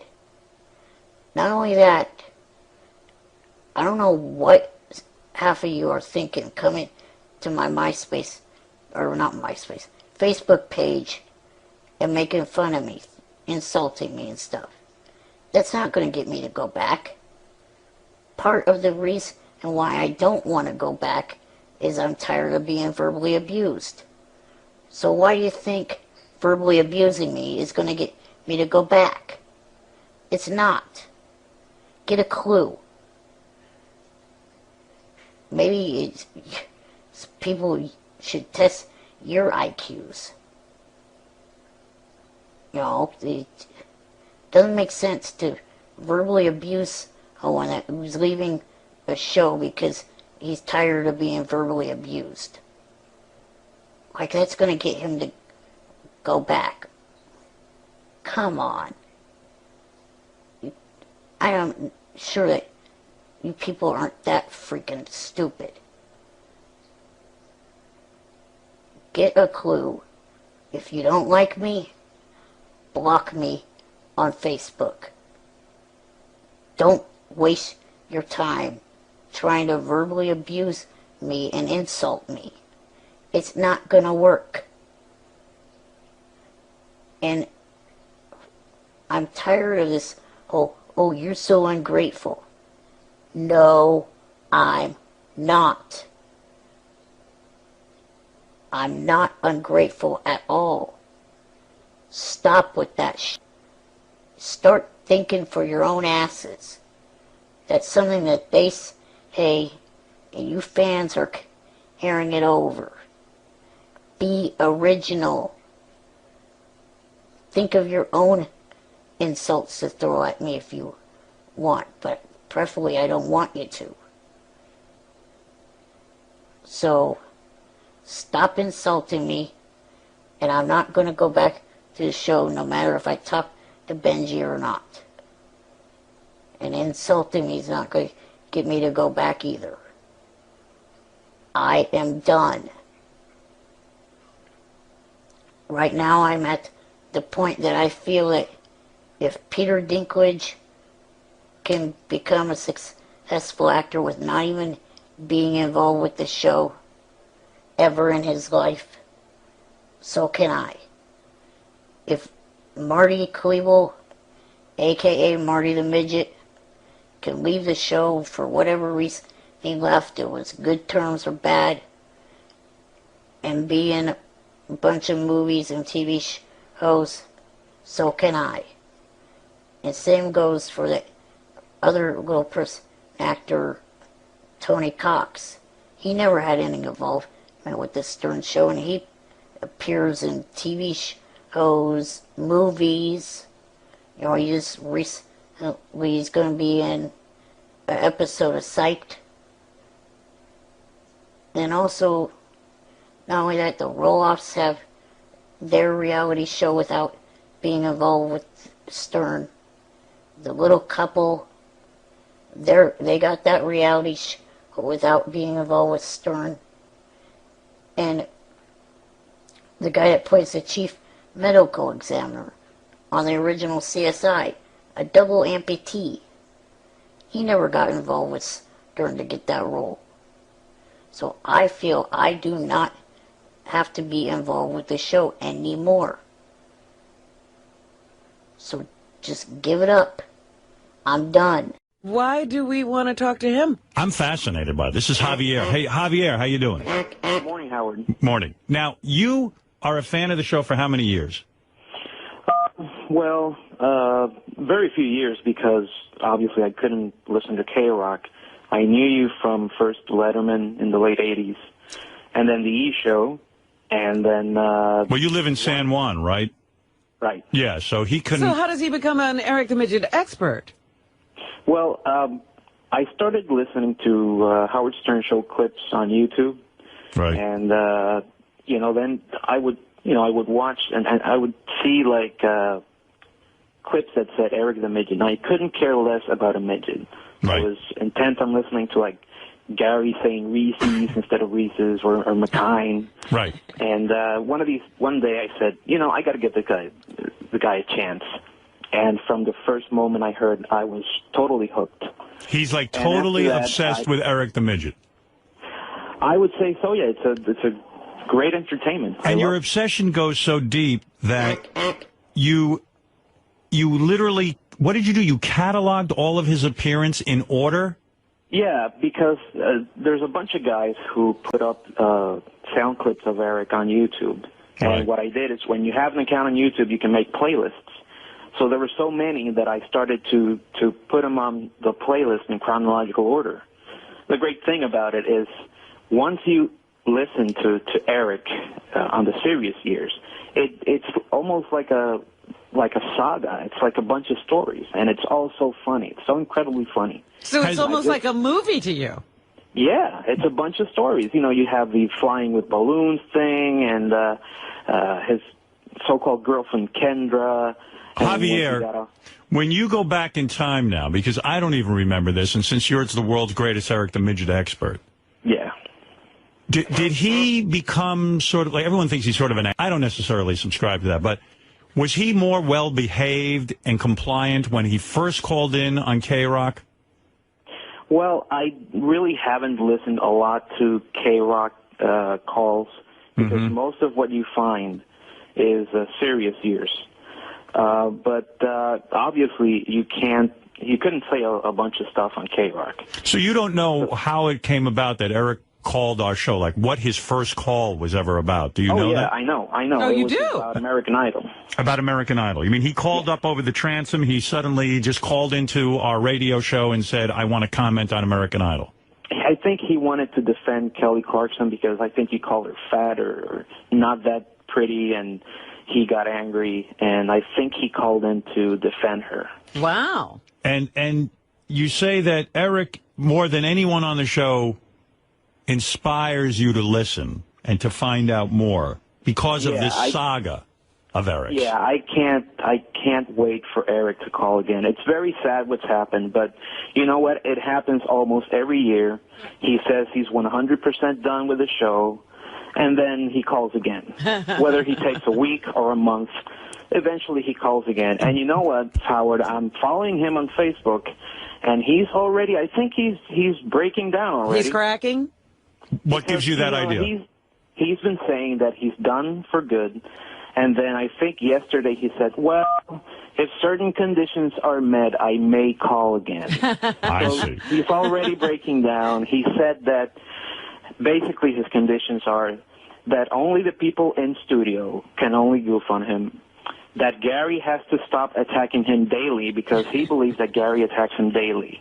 Right. That once his call ends, you have to stop goofing on him.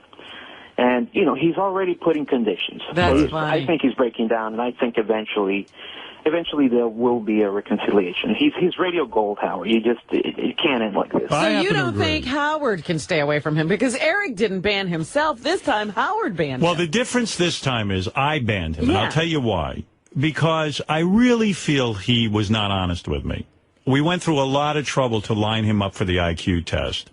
And I believe he really understood what was going to be the bit. And like you say, he wants this special consideration, which would destroy the entire bit. Yeah, he's acting as if he left the show because of the way we were treating him. That's not the case at all. Right. In fact, I think I was treating him very well and certainly getting him opportunities and getting him laid and all kinds of things. There was a lot of quid pro quo.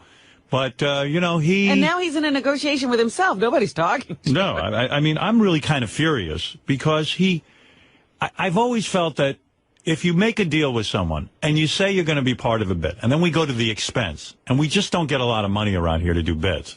So to get like almost like $1,000 to test him and get testing for everyone else, we put this all together. And, you know, it takes a lot of time to put this bit together. We could have tested someone else. So I got really angry with him. And I'm not backing down. And rightfully so. You know, he got to me. He knows what it's about. He knows how it goes. He just makes up excuses. But it's one of the fascinating things about Eric Howard. What is your favorite Eric the Midget phone call? Like, what was your one big Eric moment? Oh, man. There's so many. That's hard. You know, when he ordered Johnny to do a hit on that guy, Jerry. Yeah. You know, when he said, I'm club-footed, you asswipe. That is a great one. You know, the whole I'm club-footed, you asswipe. Javier, how old a guy are you? I'm 35. 35, you got a job? I'm an attorney. You're an attorney, so you're not some slouch. Wow. You actually have a practice? Yeah. Well, I work for the government. Oh, my. Look at him. Yeah, he's a big shot, and he loves Eric the Midget. All right, hey, I'm going to test... Hey, let me do you a favor, Javier, here. I'm going to let you prove you're the world's biggest Eric the Midget fan. I'm going to ask you a series of questions. All right. I'm going to see how well you do. I'll tell you what. All right. If you get 50% of them right, I'm going to give you $711 cash. Oh. From 7-Eleven. 50%? Yeah. I don't know how many questions I'm going to ask you, but if you get half of them right, is that fair, Robin? All right. Don't you think? 1 out of 2 kind of thing? Sure. Go for it. All right. You get $711 cash from 7-Eleven. Be sure to pick up this month's cup with a Cause Celebrity Coffee Cup designed by Will Ferrell. All right.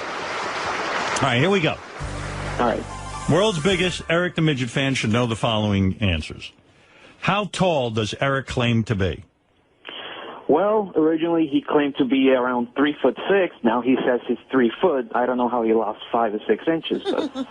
Well, he claims to be 3 foot 5 inches. He later admitted he's 3 foot. So I'm going to give that to you. That's absolutely correct. All right. What is Eric's birth date? March 11th, 1975. That is 100% correct. Wow. Javier, you're not bullshitting. You are really into Eric. All right, ready? Question number 3. Who is Eric's roommate? Jan. Jan is correct. Jan Johnson. So far, he's 100%, Howard. Yeah, this is very impressive. You're well on your way to getting the $711 and proving you are the world's greatest Eric the Midget expert. What children's book did Eric the Midget try to write? Dougie the Puggy. That is correct. You do miss the little guy when you go through these things. You know, Howard, I had an idea for Eric. I wanted him to give me permission to write the Dougie the Puggy sequel. Dougie the Puggy meets Granny Annie. Were you? Have you ever actually spoken with Eric the Midget? I once logged on to the JFSC just to check it out. Right. And that was actually the day where he ended the show in a fit of rage. And I've talked to him on Facebook, but obviously not over the phone or anything. Right. That would be a dream for you. Yeah. The first TV show on which Eric ever acted. American Dreams. That is correct. Wow. All right, this is a hard one. You ready? Your knowledge of Eric is very deep. If you know this one, I'm going to say this guy's unbelievable. What name did Eric use to pretend to be someone else on the Stern Fan Network? Romeo Blues. That is correct. Wow. Wow. I mean, you're already getting the $711 just based on those. But here, I'm just going to give you a couple of more because I'm impressed. All right. Who did Eric the Midget say his favorite band was in 2005? Oh, boy. You got me there. Rascal Flatts. I was going to say that. That's the only one I could think of. He likes country. Yeah. Eric claimed he was dating a girl in 2008. What was her name? Kendra. That's correct. What did Eric want to name his modeling agency? Eric's Modeling Agency. Yeah, Eric's Modeling and Talent Agency. That's correct. Why would you name it anything else? Yeah. What a great name. Eric's Modeling Agency. Remember he was going to let the model live in his house? Right. That was, he was having a contest, and part of the prize was living with him. She had to live there for 7 years. Yeah, I think that was 7 years. Yeah, that was my favorite. Like he had to sign a contract with her. She wasn't allowed to leave for 7 years. What a contest. Eric's Modeling Agency. You go out. He was going to go to all the clubs and look for the winner. And then when he found her, he was going to lock her up in the Right, house. he was going to take her home. Where he could advise her. I wonder if the girl ever would have Basically stifle her career. lived there for the best 7 years of her life. All right. What song did Eric sing when Sal asked him to audition for The Wizard of Oz? Oh, the Lollipop Guild. Exactly right. Eric once admitted to his masturbation method. What was it? Oh, he humps the bed. That's right. Lays on his belly and rubs against the sheets. Yeah. Right. So far, dude, you only got one wrong. One wrong. All right, I'll give you a couple more. What were the names of the two bunny ranch whores who accompanied Eric to the studio? Oh. Haley and Cherry. Correct. Wow. Oh, the world's greatest Eric the Midget expert. You don't have time to practice law. What was the name of the bunny ranch? Would you go to a lawyer who was the world's greatest Eric the Midget expert? No. What was the name of the bunny ranch whore who took Eric's virginity? Oh, I think it was Cherry. It was Haley. I'm sorry. Oh, all right. Eric made a personal appearance at what professional sporting event in 2009? Was it the WWE? Sacramento Kings. You got that one wrong. All right. And you know the answer to this one. When Howard asked, what was wrong with Eric's foot, how did he respond? I'm club-footed, you asswipe. That's exactly right. That's the exact quote. I'm club-footed, you asswipe. I got so many questions, Rob, but this gentleman has absolutely... Obviously, he has done his time. Yeah. I'm full of useless information, yeah. I mean, look at him. What So event... are you missing Eric on the show tremendously? Oh, yeah. He loves it. He should just call in. He should make the peace with you, Howard. We should just, I don't know, start all over again. He should, I don't know. He's not gonna say he's sorry. Do you get angry with the people who write in and say never have Eric on again? I don't get angry, but I just don't agree. It's like, I think somebody on Superfan Roundtable said it last week. There's no halfway with Eric and the fans. Either you love him or you hate him. And I tend to believe a lot of people love him more than there's people that hate him. All right, here's a tough one. What did Eric do for Howard that pissed off his parents? He measured his penis. That's correct. Look at you. Look at that. Remember when Eric measured his penis? What event did Eric want to be a correspondent for on Bubba's show? Oh, some NASCAR race. Right, NASCAR. All right, last one. I'm fascinated that you know the answers. Now that we're talking about it, I love that Eric's into all this manly stuff, except for American Idol. He's pretty manly. He's pretty masculine. What celebrity offered to be a co-host for Eric's second show on Howard 101? That's a tough one. Second show? Yeah. I thought there was only one. Yeah, well, I guess if there was a... So the first one was Brian Dunkelman. That's right. Well, it is Brian Dunkelman, actually, so I'll give you that. Very good. Who was the wrestler Eric wanted to manage? Oh, man. I can't remember that one. Rated R. Rated R. How many inches did Eric say he was when he measured it for Howard? How many inches was his penis? 5 inches. That's correct. Look at it. Well, okay. You're good. Javier Vasquez, you are an Eric the Midget expert extraordinaire. If there are other Eric the Midget experts out there who would like to challenge Javier, they better get in touch with him. Yeah, I'm sure that the people that put up the sound clips, they must know a lot, Yeah, but you're pretty impressive. Oh, did I lose Javier? I just hung up on him. I wanted to lock him in, and I thought I had. Eric, you there? This is Eric. This is a different Eric. Eric, it's not Eric. Hey now, Howard. Hey, Gary, get Javier back on the line. Yeah, Eric. Hey, Howard. I know when Eric started becoming an actor. When? Really?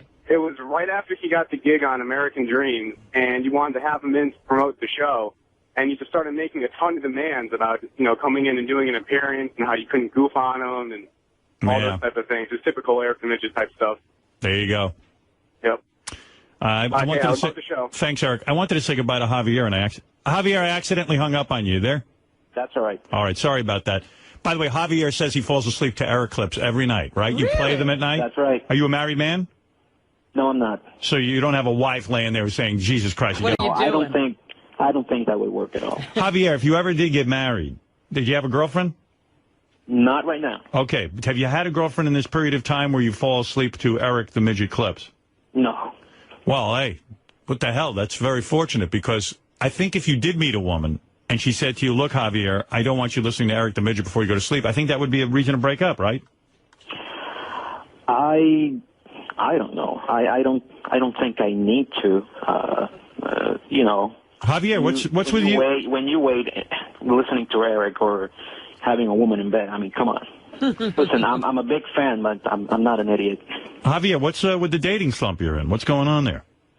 Well, no, nothing. It's just for the past few years I've had problems. I went through depression and anxiety attacks and panic attacks, and for the longest time I didn't seek help, and I finally did, and I'm getting my life back together. I'm coming back to being who I am, and eventually I'll get to that again. But I don't feel right now like I'm.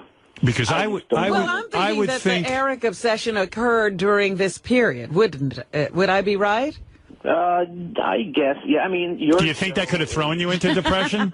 No, not at all. In fact, it helps. Laughter is the best medicine. Javier, I read that Puerto Ricans do not get anxiety attacks. I'm very, very surprised by that. You're suspicious that he's not Puerto Rican? That's right. You might be part something else. Javier, I would think a Puerto Rican attorney would be able to get laid like crazy over in Puerto Rico. Well, I don't have a lot of money. I work for the government, and it pays like so. Right. I don't ride around in fancy cars or anything. If I had my private practice, then it would be something else. But eventually I'll move on, and I'm sure I'll do well. Very good. All right, Javier. Thank you very much. Javier had a couple of lean years with the women because of his depression. And so he turned to Eric the Midget for solace. Right. And Eric the Midget. That is something. That's really something. Better than heavy medication, I'll tell you that. Oh, definitely. Eric and your show have helped me a lot. I laugh all the time, and I really hope to hear from you on 2011. What happened in the bad years? Were you just not able to get out of bed and stuff? Yeah, you just you're in your home and you just don't want to go out. You don't want to talk to people. You feel like I don't know. You're depressed. Sometimes I had the feeling like I wanted to cry, and I don't know why. Did you want to kill yourself? Depressed. Did you want to hurt yourself? No, it never got to that. Yeah. But my family was always there for me. That's good. And I stopped calling my friends, and I didn't go out, and you just don't want to do anything. I would go to work, and I would just go home and just, shut my door and do nothing. I like your honesty about it. Is there depression in your family? No, not really. It's just, it's a really long story how it happened, but the thing is that my problem was that I'm sometimes I'm very stubborn, and I just didn't seek help. Right. You know, I didn't go to a shrink or anything. And then one day I said, you know, I feel like I'm in a hole, and I just don't want to live like this anymore. And I said, I got to get help. They put you on medication? So, yeah. What'd they give you? It's Paxil. You know, maybe that's why you I'm listening a little bit. I'm thinking maybe that's why you connect so much with Eric the Midget. He's such a stubborn guy, too. You know what I mean? And you're stubborn. You wouldn't go get help. Yeah, and, you know, you've said it before. Eric is as delusional as he may seem to be, because Eric seems to live in, like, his own little reality. Right. Where he's the center of the universe, and everybody else are, like, I don't know, maggots. You know, he doesn't... One thing I notice is, you know, Eric, people seem to be intimidated by you when they talk to you. Right. And Eric couldn't care less. Yeah. Eric treats you like he calls you a big-nosed bastard or whatever, right. You know. Eric doesn't care what I can do for him or what I've done in my career. He treats me just as everyone else. He thinks you need him. He'll say, what are you doing leaving me on hold? Right. It's great. The loudmouth midget. See, Javier, I'm with you. That's why I find him fascinating, too. You know, one of the funniest moments was when he first came on his webcam and you saw him for the first time. Yeah. And you were looking at his gnarled fingers. Yes. You're saying, like, oh, poor Eric, man, it can't be easy, can it? And then he goes, well, you interrupted what I was saying.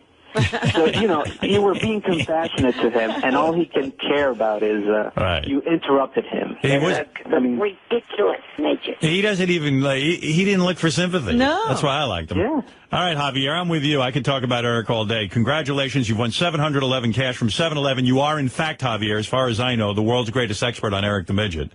For now. And by the way, Javier, be sure to pick up this month's cup with a cause, Celebrity Coffee Cup designed by Will Ferrell. That'll cheer you up, get you out of any depression you're in. Sure will. All right, Javier. Thanks for calling in. Thanks, Howard. That's a Javier Vasquez in Puerto Rico, who is the world's greatest Eric the Midget trivia expert. I didn't know there was such Eric fans out there. Eric, there are. Ridiculous midget. Robin, you're missing a whole world out there. You're really not on it. If there is someone out there who thinks they are a bigger Eric the Midget expert, I would have Javier and you go at it. Yeah. Because I have a lot more questions. Obnoxious midget. What is that, Eric? Eric the obnoxious midget. Yes. What do you want me to call you again? I forget. Eric the major cock. All right. All right. Then whatever you say, I'll do. Well, there he is. There he is. Participate in this. Well, let's see. Hey, Johnny. They start off okay, and they just get more ridiculous. The whole IQ test thing is driving me nuts. This prick doctor still has not given me my results yet. Yeah. But you want him off the air, and I'm holding out hope that you'll do it on the air and be a mensch because we cost us money and stuff. Yeah. I like a man of his word. Eric's not being a man of his word. I've called the guy twice last week and once this week. I know that they are going to give out the results on air. I was maybe considering making one final appearance to get my results under these terms. One, that during the call, no one at all can call me Eric the Midget. All right, I can work with that. All right, I'll do that, even though I don't like being bullied. Okay. They have to show me respect by calling me Eric the actor. Well, he called Marty a midget. That's true. All right, but up to number two, I could still work with that. Two, no one on the line can get on air. What does that mean? How do you know who's an... In other words, he doesn't want you to take calls while he's on the line.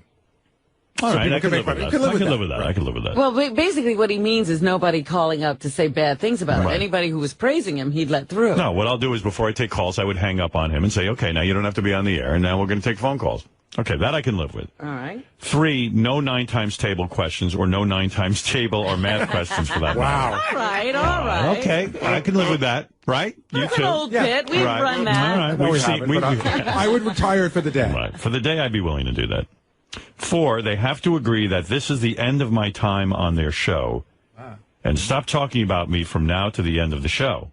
What do you mean? Oh, in other words, so when We he can't hangs talk up... about him tomorrow or See, the next day? I thought he meant from now till the show ends forever. Yeah, that's what No, I'm saying. that's ridiculous. I can't control that. 5, they need to agree to give me money for being a part of all this. No, because first of all, that's called that. Now you've pissed me off. Yeah. That's called blackmail. When you agree to do something, And you know what? I'll make it so you get opportunities, and I'll show my appreciation in many ways for being a part of the show and being a good sport. But don't threaten me with give me money or else.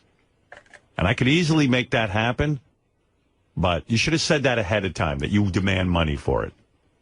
But, you know, this whole, I mean, how many TV shows, how many access to things that he really loved doing, the Bunny Ranch visits, he's ungrateful. He's ungrateful. Eric's just being a Class A1. You don't do that. I have never wanted to take him and shake him before. Now I can see myself dragging him out of that wheelchair and just shaking him. The sixth and final will be that they tell me what the latest offer for an acting gig is. Yes, I absolutely would have guaranteed. But we won't help you get it. Well, I will absolutely tell you that because I'm a man of my word, and I told you I would.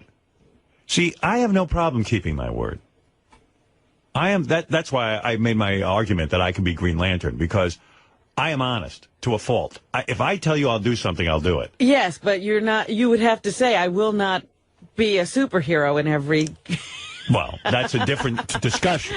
We know I'm not Green Lantern. If it means my life, I'm not going. Right. I'm not a hero.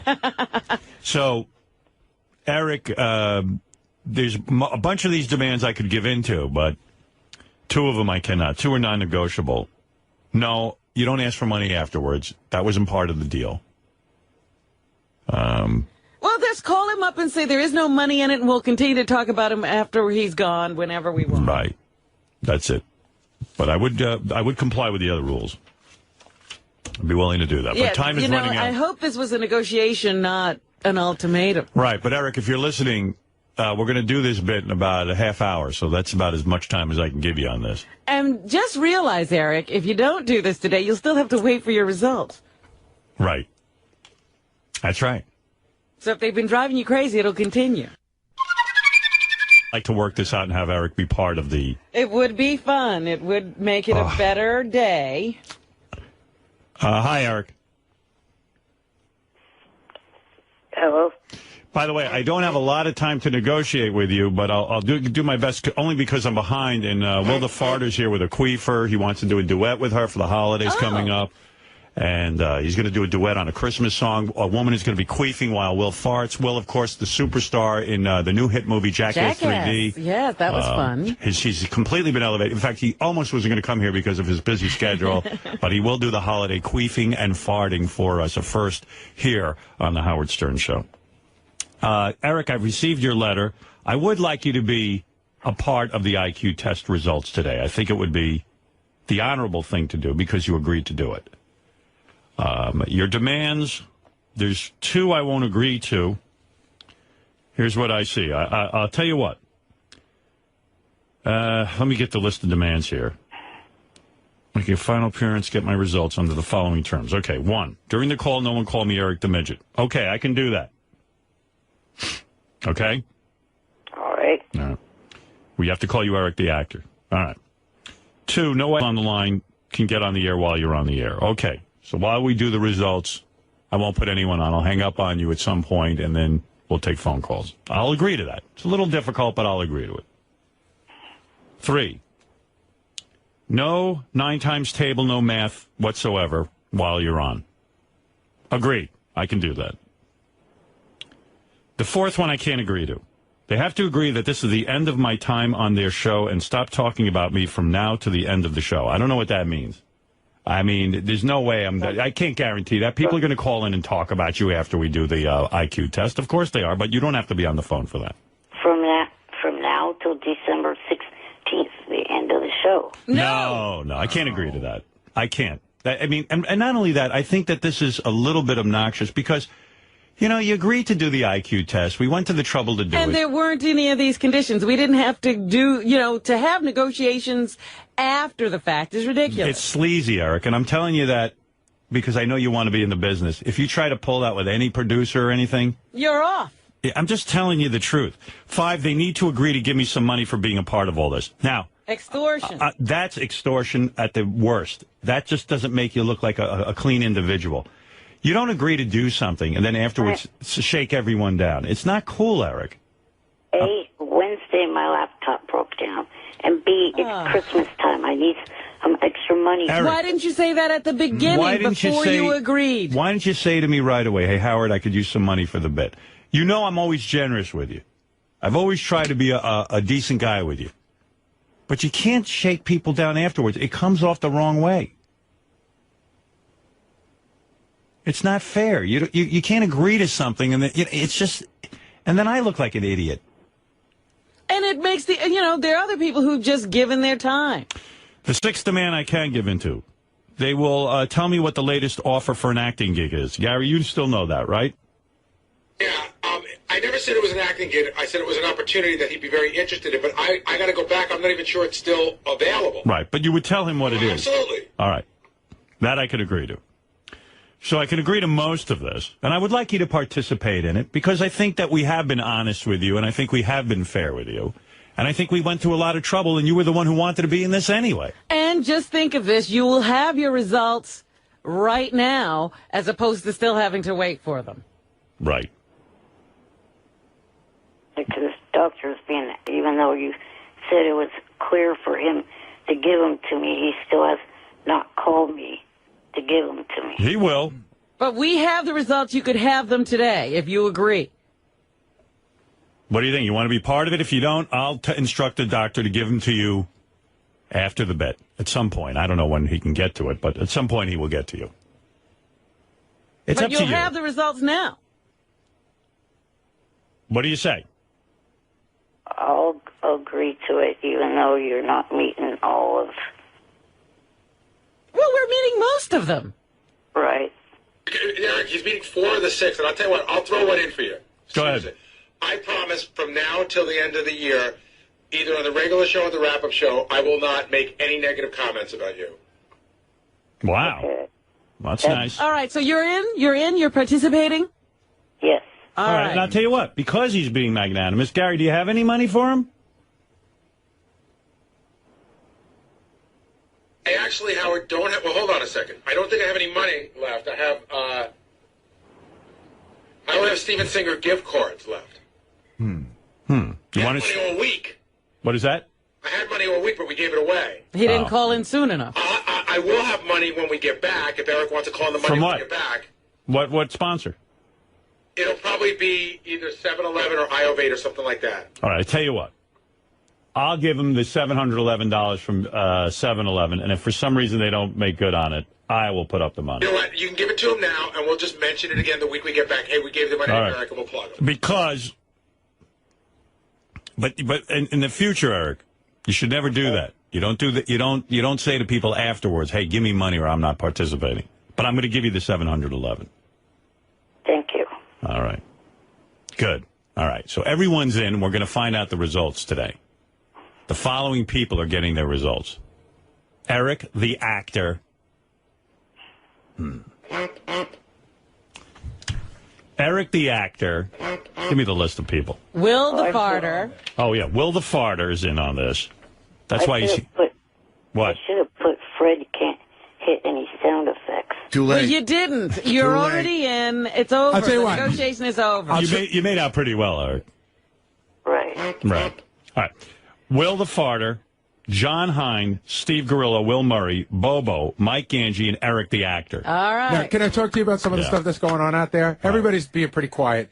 Ganji might die of a heart attack before he gets in here. Really? He's so nervous. He said that if he's lower than Grillo, he might kill himself. He said that he's having neck pain that he thinks is due to the fact of the nerves of this whole day coming on. All right. I tell you what. I'm going to put Eric the actor on the hold line.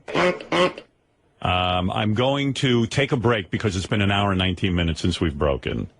Okay, and I think we should come back and do the results. And after we do the results and get all of it, and we have to have some betting first. I need to get in on this. I need to get action. I brought money. I have $400. I am ready. I have a few hundred on me, too. I brought in $30,000 in small bills. I'm ready to go to the man on this. This is going to be This is going to be a very tough IQ test. It's not the same. It's not so easy as the first one. I think an interesting bet is, will Eric the actor beat anyone? Okay. And, and you get money for that. Or I got Will the farter versus Grillo. Eric, do you think you could beat Will the farter? I think so. Hey, and by the way, a good contest. Howard, you got to get Will the farter in here because Will the farter is absolutely positive. He thinks he's a genius. I think he's willing to bet money that he absolutely is smarter than Will Murray. Really? Absolutely. He take knows money that on in his that. heart. But he also said he could beat Scott DePace's 122. Yes. Eric, you think you could beat Bobo? Yeah. Yeah. I say Bobo and Eric. Do you think you could beat Will Murray? I don't know. Here's one for you, Howard. Will Bobo or Sal, even though it's the old one, will Bobo be higher or lower than Sal? Bobo will be lower than Sal. Really? Yeah, what was Sal? What was 102. 102? Bobo will be lower. I say Bobo's in the 90s. Wow. Is Bobo here? I hope. Yeah, I think so. Right? I'm sure everyone's here. But let's start. Why don't we Let's get everyone? go to a break. Okay, let me take a break. I'll get everyone in here. Eric will be on the phone, and then we'll let some betting go down. Yes. Who knows? Eric might take some of his $711 and Do bet. you think anybody in the... So it's John Hine in there, too. Right. Did someone beat Scott DePace? That's the bet. That's another good bet. No, What, Scott? no, they will not beat me. What if Eric the actor beats you? Oh, God. You say there's no chance of him beating you. Then that just ruins the test. Oh, it's the test that'll be wrong. All right, Eric, I'll put you on hold. Okay. All right. Isn't this fun, Eric? See how much a good time you're having? Yeah. And I'm proud of you. See, now you're a man of your word. Yes. A man only has one thing. His word. I read that last night in my... What, are you reading the Bhagavad Gita? No, fortune cookies. All right. Eric, hold on. All right. So enthusiastic. I know, you're trying to, like, work up some energy over this? All right. All right. Eric the actor, everybody. He's with us. That's right. All right. We will have the results. We will all have betting and fun right after these words. Understand a solo album. This is tough. But he is charming and fun to watch. He really is. But the overall show feels so tired and old to me. I wonder what's going to happen. I mean, first time I ever turned it like off after 20 minutes. Right, I'm a huge you fan. are a huge fan. Yeah. You're sort of like a bellwether. Yeah, you actually stuck with it person. longer than me. No, but I stopped watching American Idol years Right. ago. But I'm an Idol guy. I wonder what High Pitch Mike thought, because he's got that very gay Facebook page. Right, and he is that's a huge devoted fan. to Idol and Michael Jackson. Yeah. I wonder if he liked it. That's And it the would guy. also, it's a shame we're not talking to Eric the Midget. Yeah, I got to do a whole Eric the Midget presentation to you next week. Yeah? He's been doing all kind of YouTube videos, and he's got a lot on his mind. Really? He found other outlets. Yeah. I had a whole bunch of stuff to play for. What are you going to wait till next week? Well, over the Christmas break, there were rumors that Eric the actor had passed away, and somehow the debate still goes on. Stern fans evidently aren't sure. Now, Eric's been posting video after video on YouTube, insisting that he's not. The videos weren't filmed before he died. They're not a puppet. They're not special effects, but somehow he's still fighting with Stern fans. He sent me an email saying the reason he really can't be on the show anymore is because he can't take the fans and what they say to him. But then he goes and he's posting YouTube videos all the time. If you really didn't like the fans and what they were saying, why not just stop posting stuff? Wouldn't you fade into the sunset? Right. So he must like it. He says he's going to sue me and my website because people are posting his YouTube videos on SFN. He says they are private webcam videos, but he doesn't seem to understand that as soon as he puts them on YouTube, they're not private anymore. But anyway, people would like to continue. And by the this way, debate. if I may say so, those tapes of his are so boring. I mean, he's an incredible bore. I sit and try and go through them. Gary, what page are those on? When he gets to the part where he says he's not a puppet, I laughed out loud. So, I mean, they're not all boring. I'll give you one where he says... It's the first two columns, Howard. Yeah, you want to hear... Let's see. Eric explains his show format. You don't want to hear that now. We got a birthday message from me. Eric the Midget. I don't see one about him complaining about... Well, you want to hear Eric the Midget reviewing The Cape, the new TV show? Sure. I bet you can't last more than 30 seconds. Let's hear it. Okay, this time the third review is for a TV show. The TV show called The Cape on NBC For those of you that missed the pilot airing tonight, it will be on again tomorrow night following a repeat of Chuck. The TV show, the pilot, lasted 2 hours. It will last 2 hours again tomorrow night. What a review! It's a pretty cool story. And well, now he's getting into the review. Okay. Give him a chance. But why the build-up is ridiculous. He likes to plug first. The main character that takes on the role of the Cape. You know, he's a police officer that gets framed for the murder of the police. Oh. Now he's hocking me. He wants a show here. Right, he wants a review show. Right. Well, as you know, Eric is best when he's angry. So the parts of the video where he's fighting with fans, insisting he's not, are incredible. So we're going to talk. Yeah, I want to hear. So, does he talk? Because I know there was a YouTube video that I saw where he was saying, "I'm not." He starts screaming about it. You can try the first one, in the very first column. This is a message to Gary. Or maybe not. That's a different. Gary, get a clue. You're not going to catch me with a prank call. Yes, in the past, the staff has caught me with pranks. But back then, I trusted you people. I trusted... I don't think there's one. You didn't pull that? I don't think so. But if you play the one in red, where he wants Bubba's time slot... That's going to make Bubba very upset, I know. You have to listen to his format. Bubba's going to be like, well, that little prick is trying to move in on my action. Hello, I'm making this video for everyone. It was briefly mentioned on the show today about how, yesterday, I guess. I think we should put it on the channels and see if anyone stays tuned. Like, if we get one listener with this. I should say. About how I was looking to take over Bubba's time slot. And everybody was kind of questioning as to what the format of the show would be. Good. Well, it would just be, a simple format of me talking about, the current events going on and... Okay. Okay, anyway, Eric the Midget's on YouTube now. He won't come on our show anymore. The reason he claims he won't come... This is all your Eric the Midget update. All right. The reason Eric the Midget won't come on our show anymore is because, not because of me and not because of you or not because of anyone on the show, but because the fans drive him crazy. Oh. He doesn't like the fans.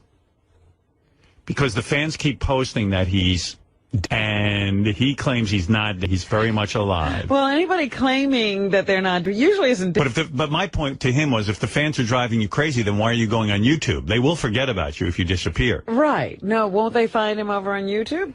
No. In fact, haven't they found him on YouTube? Anyone who really wanted to find him has found him. So anyway, here's part of Eric's extremely long and boring. We take the highlights. Trust me. You got to weed. Cut this up? Yeah, you got to weed through a lot of stuff to get to anything relevant. Well, here's Eric the Midget pissed because he wants to be left alone. All right. You know what? You people are the reason why I'm not calling in the show anymore. It's nothing to do with Howard and the staff anymore. It's you. Right. So if you do want me maybe to reconsider and call into the show, leave me the fuck alone. His fans are getting Stop it. bugging me. Stop reporting on dead. Stop doing all the you're doing.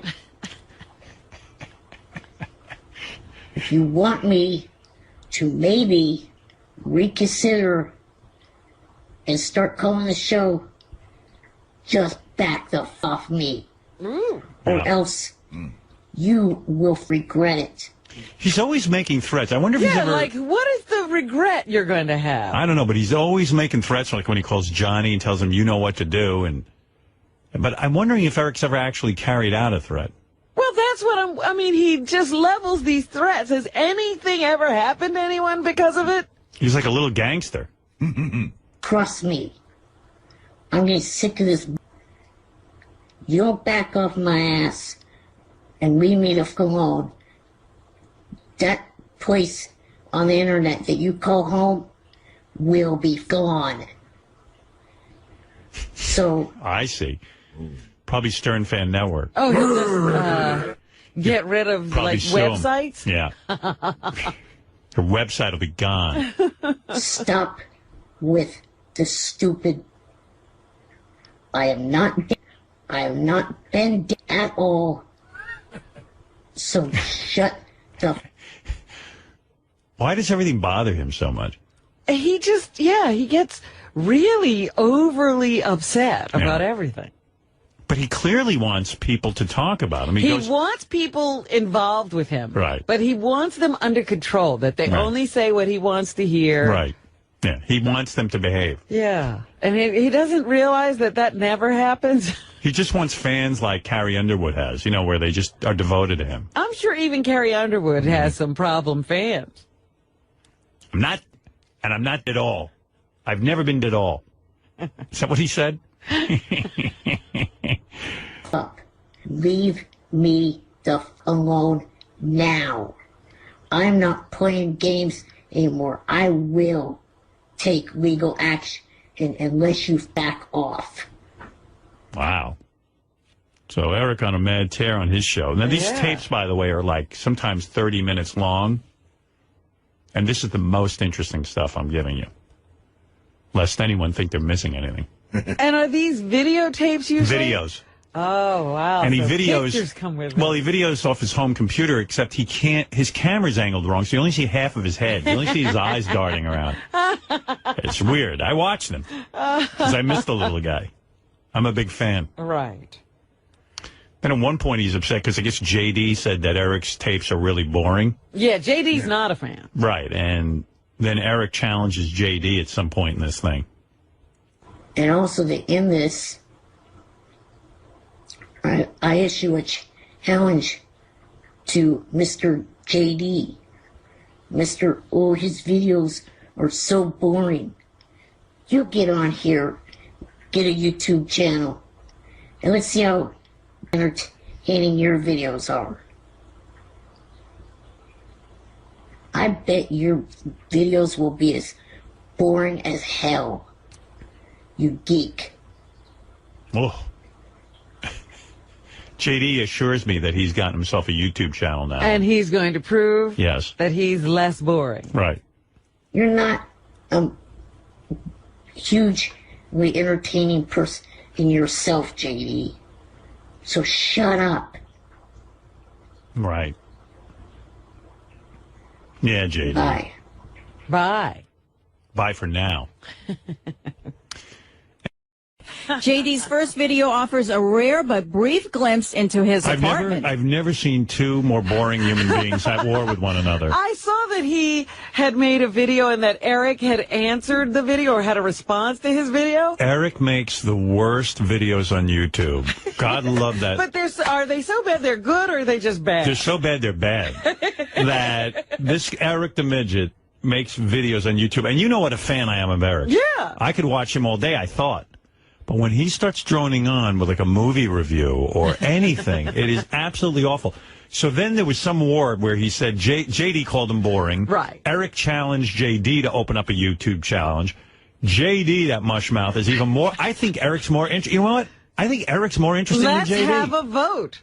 I'll play you some of this, as long as Lisa brings it up. Here. Okay, here's Eric the Midget challenging JD. And also to end this, I issue a challenge to Mr. JD. His videos are so boring. You get on here, get a YouTube channel, and let's see how entertaining your videos are. Well, and it just goes on and on and on. And then so here JD made one, and I was excited that JD was using some initiative and Right, going on. JD's finally doing something. Oh, and I'm sitting. JD's whole video was like 3 minutes, and it felt like 50 hours. Hello, everyone. This is JD. I've been challenged. Oh, wait. There you go. See how hard that is, Eric? Eric the actor was pissed because I called his videos boring. You know, they are. And so he challenged me to make videos because he thinks I'm... And I'm sitting and watching this. I'm like, I have 5 free minutes. Do you have come nothing on. to I'm in do? between- Is your life so empty? I'm in between 50 phone calls from Tim and Don Buchwald and this one. And, Your life would have to be completely empty. And I said, well, this will be fun. To bother with it. JD must have done something cool. Yeah. But no, JD put as much effort into it as Eric As does. Eric.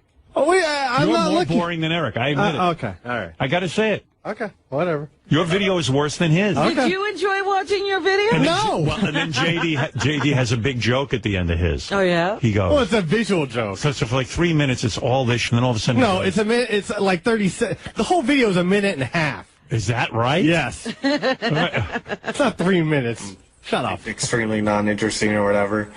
I'm not a performer. I'm not looking to, be an actor like other people. So I'm not. So JD's big joke is he goes. And Eric, he makes a video of what I'm not. Then his big joke is he goes, all right, well, whatever.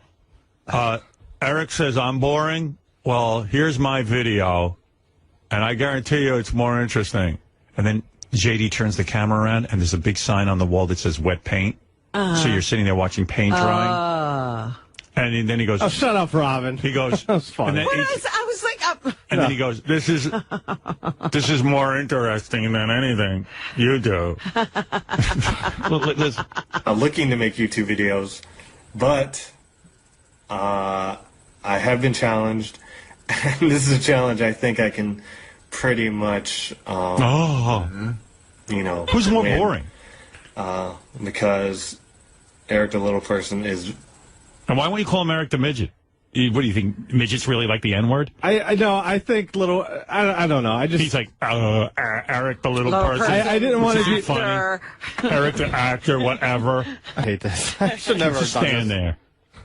Take your medicine. You can tell JD's really into this. I'm not really. Okay, this is his first attempt at actually putting something on tape. You know what I heard? He's finally a filmmaker. Want to hear something more heartbreaking? JD has a whole list of ideas for these on his phone. Oh, he's lovely. He's keeping a big list. I know what you're up to. What's in the list? He's keeping a big list on his phone of like future videos that he's going to battle Eric the Midget with. Yeah. On YouTube? What's on your list? I don't want to say what's on my list. Come on. No. Why not? Because I'll save it for the videos if I decide to do them. Now you're going to now not you're do backing them? out 'cause Come I on. criticized No. Forget it. You're more boring than Eric. Oh, okay. Let me hear. I don't know. Very boring. And as a matter of fact, I'll show you something that is 10 times more interesting than anything Eric the Little Person has ever had to say. So This is where second. JD turns his computer around and you get to see the wet paint sign. Right. See? Go for yourself, Eric. There you Bye. go. So now, Eric the Midget, in an even more boring interview, Response. a more boring video, responds. All right, this video is in response to JD's video. Two that he idiots. posted earlier. And by the way, JD, the camera, it's a fixed camera attached to the top of my laptop. So... Which makes no sense because Eric, you can never see Eric in his videos. You only see Right. half his head. Yeah. So, of course, his camera is fixed to his computer, but he could adjust himself and raise his chair up. But Yeah, no. he can move. Or you can adjust the top of the laptop. Right. If it's a little lower, you He just won't want to do tilt it in a little. So JD's criticism is actually accurate. No, he doesn't think so. JD, you could see on his video. And it's a real close shot of JD. Really? I was checking his teeth. I thought there was something in them, but he cleaned them at least. You brush your teeth, right? Yes. can't really do much about where the hell it's aimed. He can't do much. It's not adjustable, dumbass. Yeah, but you are, Eric. He loves to make excuses. Nothing is ever his fault. Yeah, right. Oh, yeah, and as far as your videos being entertaining, try again. Because, I think... By the way, I'm all involved in this. You're caught up in the war. I'm caught up in this big war between these two. JD and Eric the Midget. Donnie just skipped taking Ambien tonight and went to sleep watching that video. Oh, I got to back this up. So Eric's big joke. Stepped on his joke. Eric's big joke in the video is that Johnny Frotto, who takes Ambien, didn't need Ambien because of JD. Which, you know, okay, funny. He says it 47 times in order to get a laugh. Wait. He was supposed to tonight and went to Here, I'll start it again. Try again. Because, I think Johnny just skipped taking Ambien tonight and went to sleep watching that video. He was supposed to call me, but he didn't call, so I'm figuring instead of taking Ambien, he watched your video and fell asleep. What a delivery. That's how boring your video We're on the joke 4 times already. are. They're replacements for Ambien. Another time. 5th time. Lunesta. Oh, and now it's a replacement for Ambien and Lunesta. Every one of those drugs. So anyone on Ambien or Lunesta, why don't you try weaning yourselves off of those 2 drugs and watch JD's video? It will work. What a delivery. Almost put me to sleep. And then he goes into a long, boring review of the movie The Town. So on top of the response is a review? Oh, then there's a review of The Town. Remember the movie The Town? Yes, with Ben Affleck. Ben Affleck. Saturday night, I watched the movie The Town. Some people asked me to review this. What? Exactly. I thought it was a really good movie. I'd say that Jeremy Renner is looking at possibly his next... Oh. So then now in the Battle of Wits, JD made his second video. Oh. Which is worse than Eric's. Hello, this is JD. I'm 31 years old and in a YouTube battle with a little person. Not sure how to feel about that exactly, but here we are. So, I would like to thank everyone for their feedback yesterday on my first video. Why is this so dull? Because it's not you. No, because you're talking like this. Well... How about a little energy even in what you say? Yeah, how about showing some emotion? Well, in the apartment I live in, there's like thin walls, so I'm sort of embarrassed that people whisper. hear me The walls making are these that videos. thin? Yeah, they're Oh, pretty my thin. That's some apartment. But it would even be more intriguing than if you whispered. You still in that same apartment? Oh, yeah. With the roommate? Yeah. And he's got the girlfriend? No, he has a girlfriend, but not. And they like you have to listen to her all the No. time? She lives somewhere else. Hey, you guys stop from making a YouTube video. Could you stop for a minute so I don't feel so bad about There's too myself? much grunting going on. Whatever happened with you seen anyone? No, What happened to that stripper? She's out of the picture completely? I just texting at the moment. I haven't seen her for a while. Mm-hmm. So. What kind of phone do you have? iPhone. Yeah, you text on that? Yes. Yeah. Looks fine. Fascinating. You asked. More positive feedback than I thought I would get on it. Do you hate where you live? There's good and bad parts. What's bad? What's bad is it's 45 minutes away. Right. There's people that live downstairs now that they've been loud at times. Oh, I hate that music. Yes. Oh. Bass music. And you're trying to sleep? Well, how do you get to sleep? It's rarely happen when I'm trying to sleep, but like sometimes during the day. It's so sucky.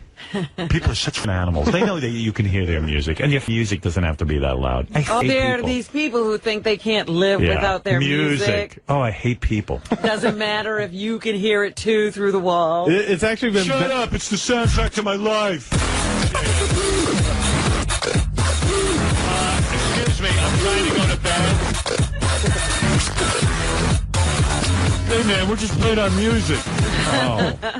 Oh, my God. It's been better as of late, but yeah, when it gets up there every now and then. Does your roommate have a dog, someone told me? Yeah, but it's been staying up with the girlfriend lately. I heard you have to walk the dog sometimes. What's that about? Like, why are you involved in that? Because the dog will piss on the floor. Yeah. Oh, like he's just not there and he just leaves the dog?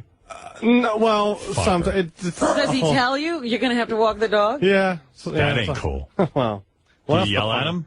Yeah. Hey, listen, I didn't get a dog. Yes. Yes. Can he kick your ass?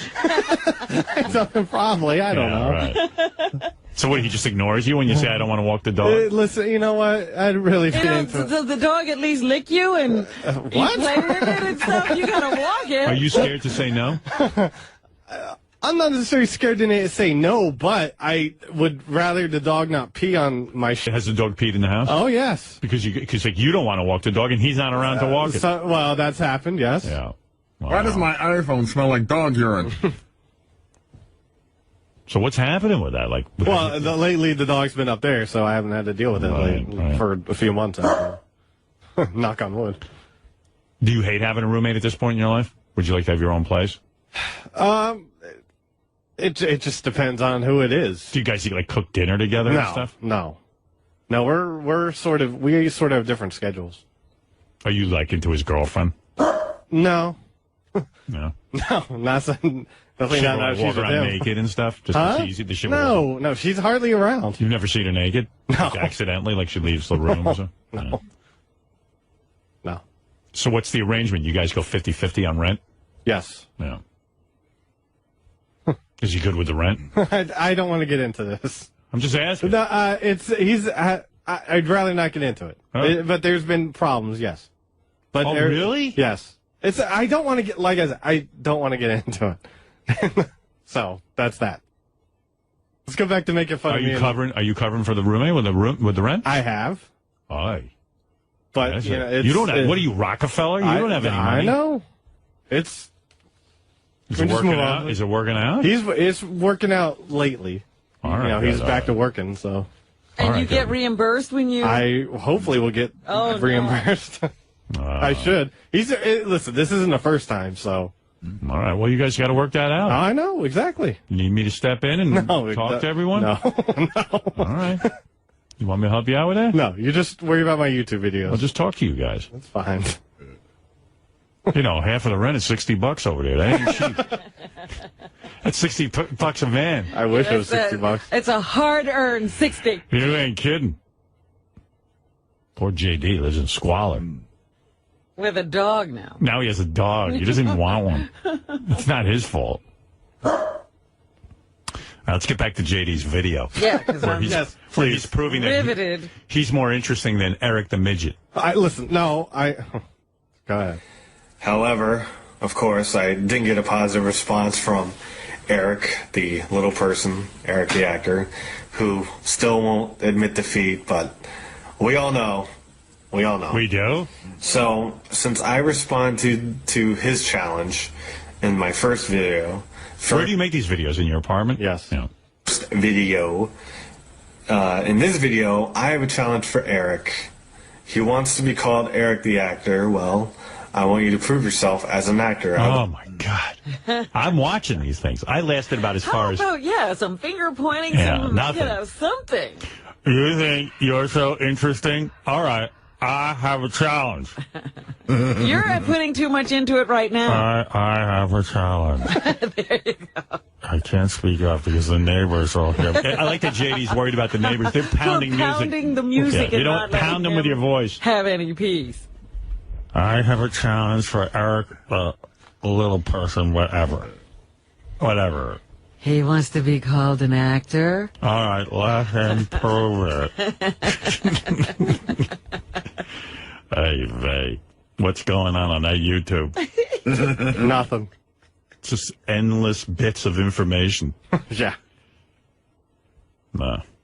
Hold on for a second, Eric. Please turn down the music. You're interrupting my YouTube battle. Please turn down the music. You're interrupting my YouTube battle with Eric the Little Person.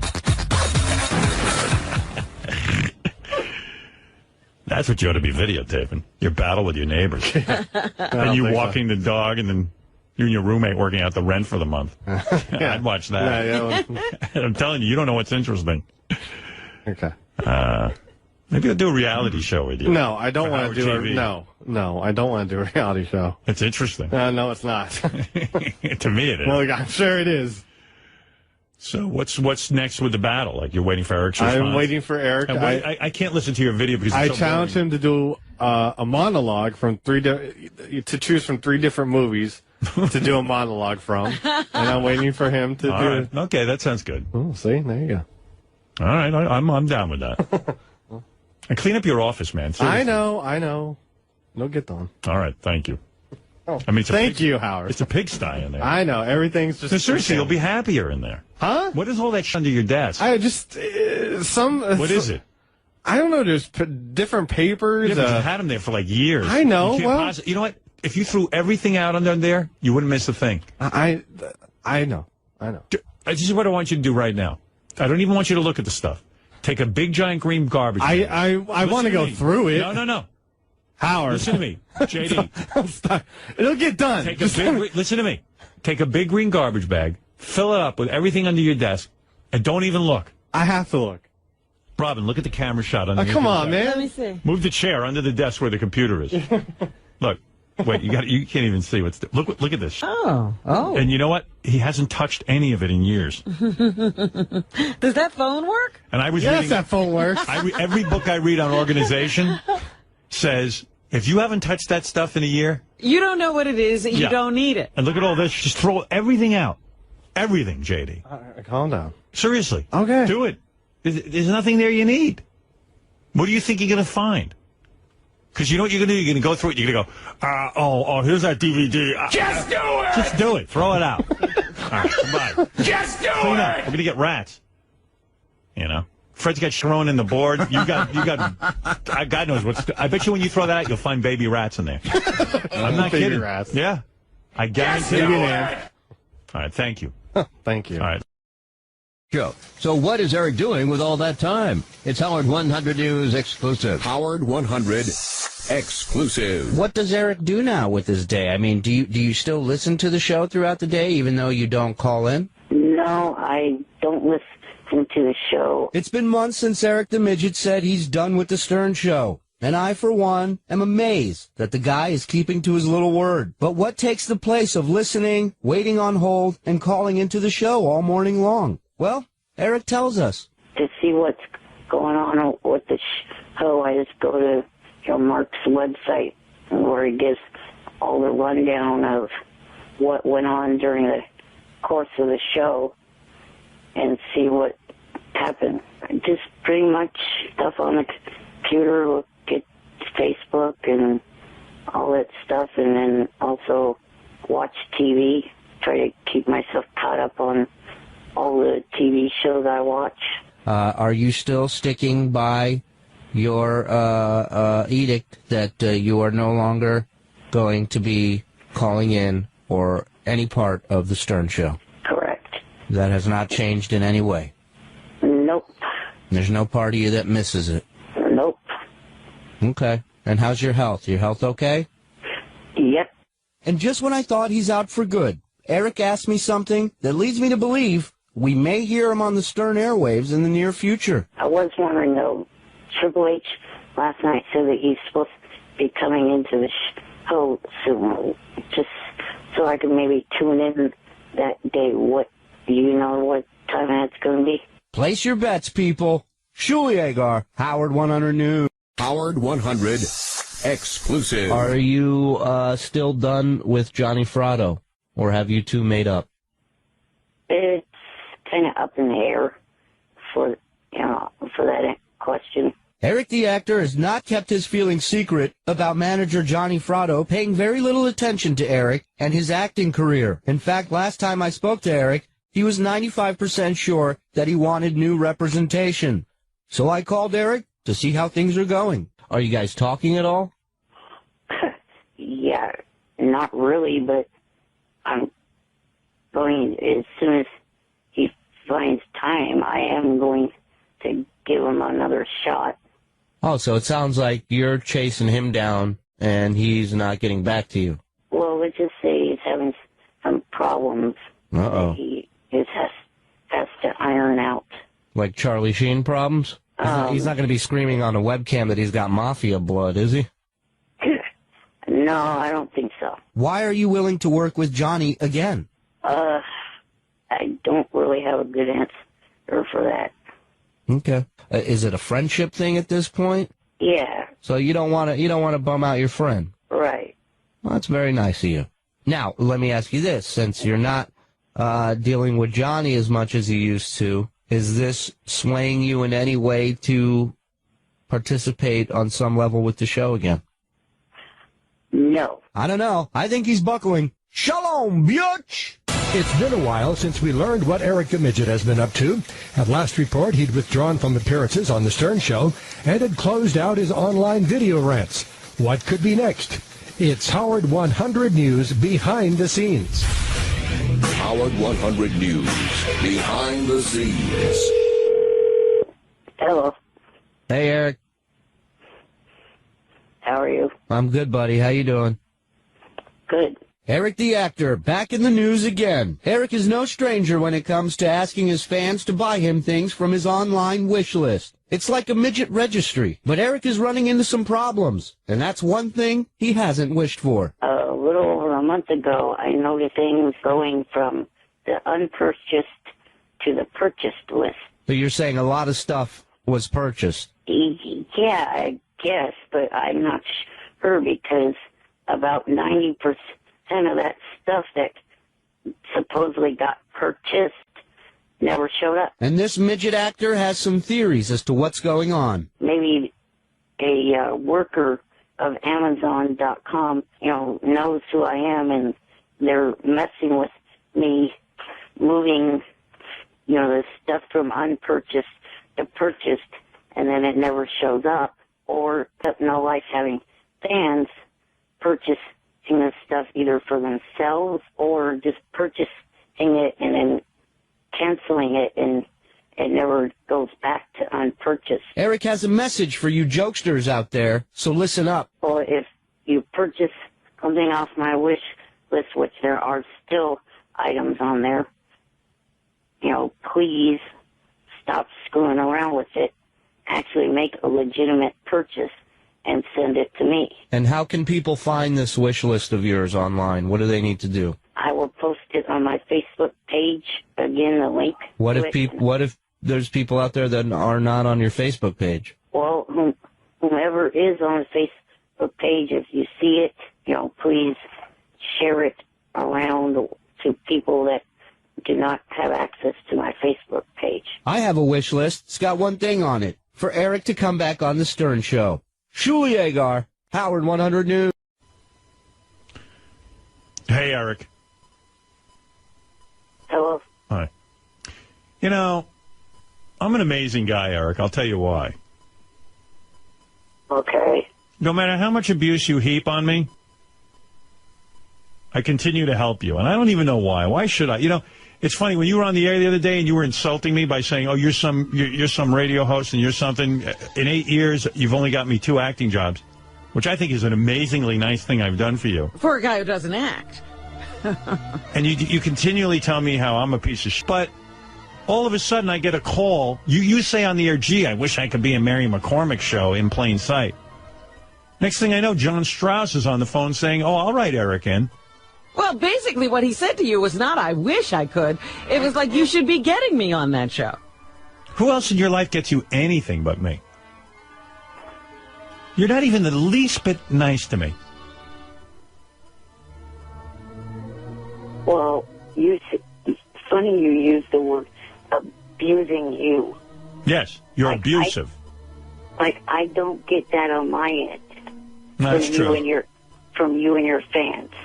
Again, we can't take responsibility for what audience members or listeners write, Eric. And Robin, get it right. I am an actor. I've been acting for 8 years on this show. Acting what? My real personality is nothing like what you are hearing now. Oh, come on. I'm fucking retarded. Eric, this is so you. It's not acting. Besides, Eric, how are you? Oh, John, hi. Hold on 1 second here. I'm in the middle of a discussion with Eric before I let him on the phone. We're arguing with Eric. We're in the middle of an argument with Eric. Eric, how are you an actor? I say to you the other day, would you play a bad guy? And you're like, no. Yeah, you won't be a drug addict. You won't be a criminal. Hey, John, what kind of role do you have in mind for Eric? Not that I'm allowing this to happen yet, because Eric owes me an apology. Well, we're a few months away from actually shooting. We just started up again with our writing staff, so we're talking about different story areas. So this would be the time. This would be the time. You know, I really just I had heard the list of demands last week and thought, I called Mary and, we discussed it and thought, well, maybe we could make some arrangements to Eric to have you on for... But did you hear he won't even play? Hey, listen to this. Hey, Eric. Yes. Would you ever play a stalker? No, because I've been accused of that in real life, and I haven't. All right, so you don't understand that no one would think you were a stalker. It's a character you play. But I've already been called a stalker by but so what? the show. What? All right, let me ask you this. Would you play a person who killed a dog? As much as I love dogs, I'd have to say no to that. Okay. Would you play a crystal meth addict who watches kiddie porn? Probably not. Mm-hmm. Would you play a little person who hides in a diaper hamper at a daycare center? Because you get off on looking at little children. Again, probably not. Would you play a member of Al-Qaeda? No, I don't think that would even fit. What do you mean it wouldn't fit? We put you in a turban, you're a little sheikh. Right. Would you the world's smallest Al-Qaeda member? You will not play that? No. Would you play a United States senator who gets caught blowing a Spanish gardener? No, I would not. There you go. He won't play anything. I mean, this was John's list.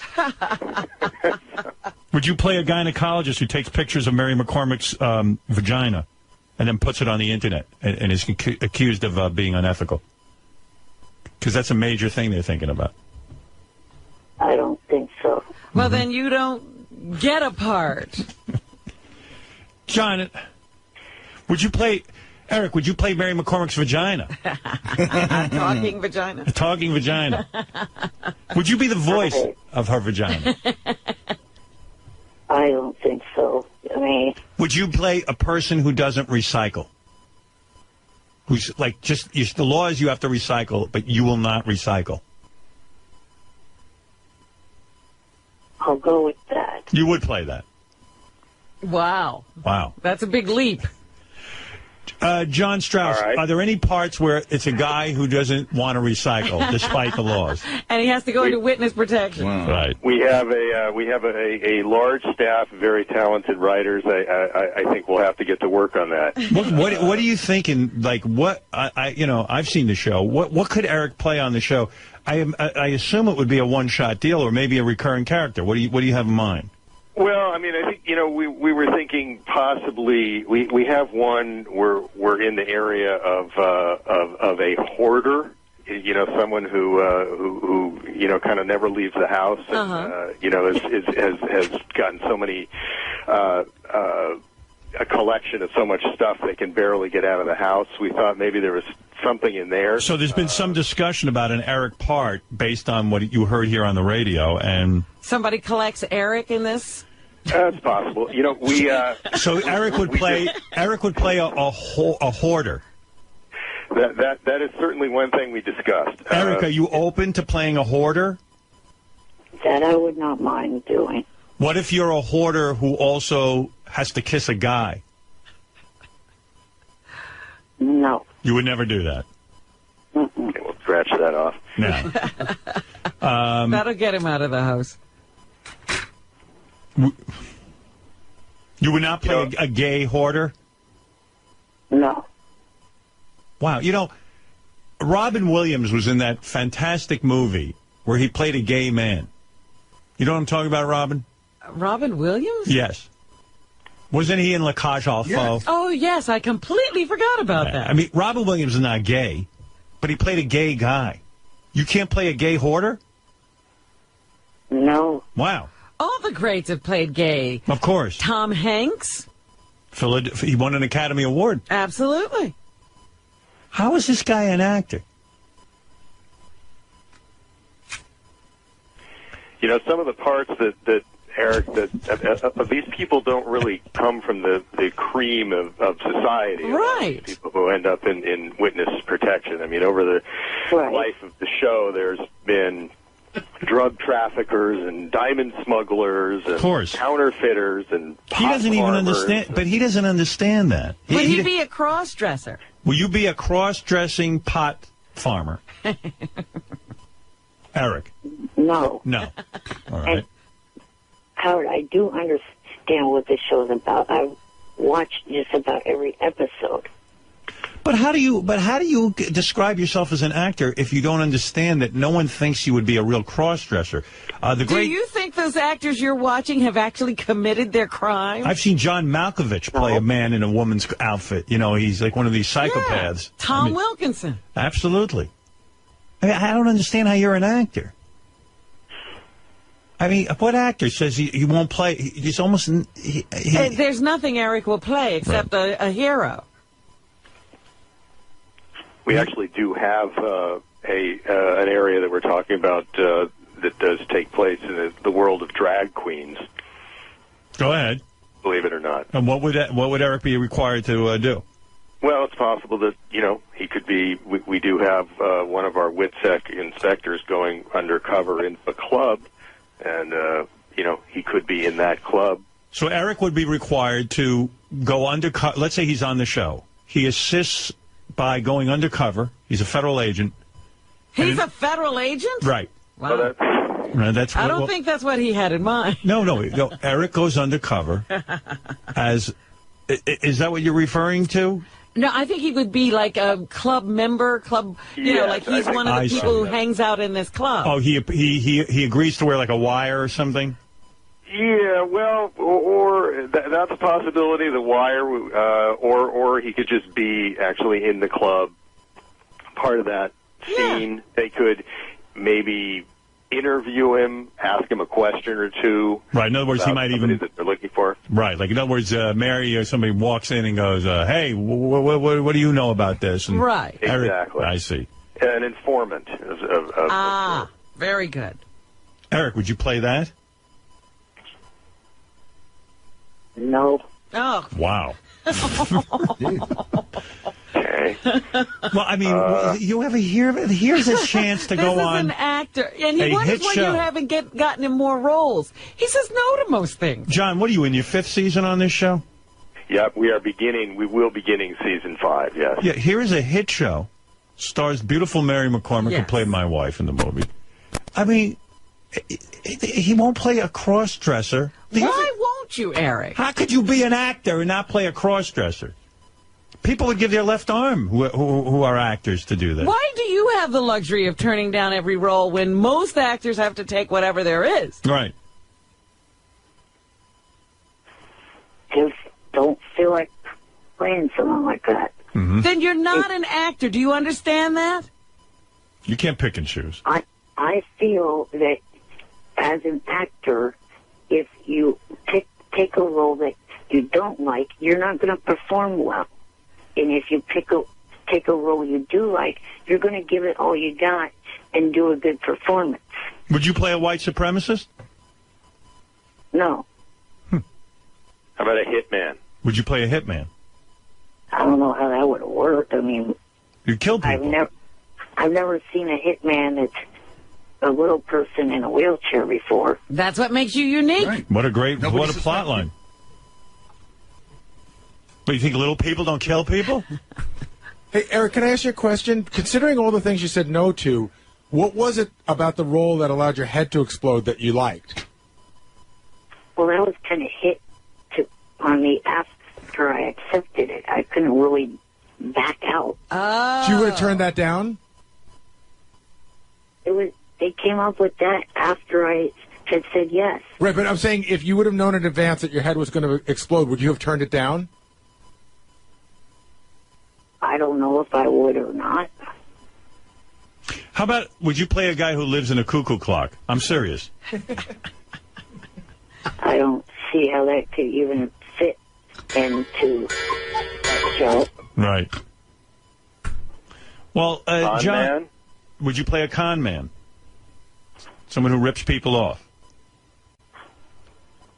Yeah, I would go for that. No. John, do you see him with many lines or just like one or two? I don't think he can handle more than two. Yeah, I think we were in the neighborhood of 2 lines. I handled more than 2 in the show Fringe. Ideally, how many lines, Eric, would you feel comfortable with? Yeah, weren't you complaining that you had too many lines? And Yeah, too much we don't want to overwork you. Yeah. Well, to me, that was pretty much because that was my second acting gig. I didn't have much experience doing that, and I didn't know if I could handle a whole long bit of dialogue. All right. So you're ready to do this. Do you really think I should help you with this, Eric? The way you talk about me and the way you boycott the show, do you think I should help you with this? Tell me why I should. Well, it would be nice. It would help your karma go in reverse. It would help my karma. My karma's shot. Well, it may help to turn it around. Would you ever go undercover on the show as a Thanksgiving turkey? Would you do that? No. No. All right. So, listen, John, you're a nice guy. John Strauss, executive producer of In Plain Sight. The guy's a super talented guy. Do you know he wrote the movie Something About Mary? Really? That's One correct. of my favorites. And you also wrote the incredibly huge phenomenon, which is the Santa Claus movies for Tim Allen. Is that correct? That is correct. There's a guy, Eric. So this is a very talented man, Eric. Right. You going to go on the set and act professionally, or are you going to moan about everything? I acted professionally on the 2 sets that I've been on so far. Yeah. And John, you have something in mind for him. Yeah, we have a few different things. I really just wanted to, to see what kind of latitude we have, and not much. Now you know. Yeah, a little on the narrow side. Why don't you write a part from a man who thinks he's an Ewok from the Star Wars movies? Eric, are you good with that? Would you play a guy who believes he's an Ewok? I guess I'd go with that. Okay. You have to get into the costume. You would dress up as an Ewok? Well, those Ewok costumes, no one sees who's in them because they Right. That's correct. cover the face and everything. That's right. You would be an Ewok, but it would be you inside there pretending that you're an Ewok.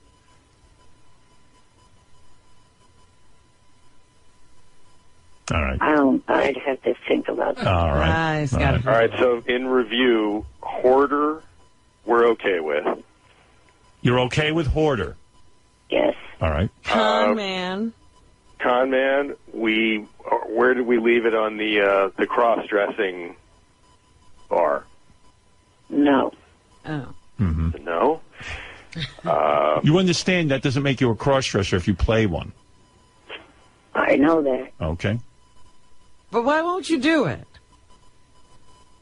Just something I don't feel like ever doing in my life for any reason. Oh. And Hitman, we thought was unusual, but that was a possibility. Right, Eric? Yeah. Oh, okay. Okay. John, it was a painful discussion, and yet we did learn a few things. Good luck. A little ways down the field here. John, I don't know why I must be out of my mind, but I'm going to sanction this. Eric has threatened me. He has told me he won't do the show anymore. He's boycotted us, He's yes. boycotted the show. He sends me lists and lists of demands. There's no reason on earth why I should do this for him, but I'm going to yet once again because I'm a nice guy. Well, I've enjoyed listening to Eric on the show, and I did hear the list, and we thought if we could do our part to... and who knows, John, maybe Eric will even thank you for the opportunity. I think he thanks other people. He just doesn't thank us. Maybe he'll even thank me, but I'm not holding my breath. You know what I'm saying? I understand. Eric, is it, we do shoot the show in Albuquerque. Oh, good luck. Mexico. Good luck getting him there. Go. I can't go. I need my oxygen. I need a 5-star accommodation. I need. Are you going to be a pain in the ass on this, Eric? I've never said anything about needing 5-star accommodation. Okay. Perhaps that was an But exaggeration. you're going to have a lot of demands. Can you get to Albuquerque? Yeah, I mean, it will be a little difficult, but it could be worked out. Howard, I think in the last one, did they have to rent you a van? Yeah. They had to get an SUV and a driver to drive from here to Vancouver and back. Oh my God! Hey, John, you're a top television guy. They don't explain to Eric that they don't care. They hire an actor and the actor has to show up.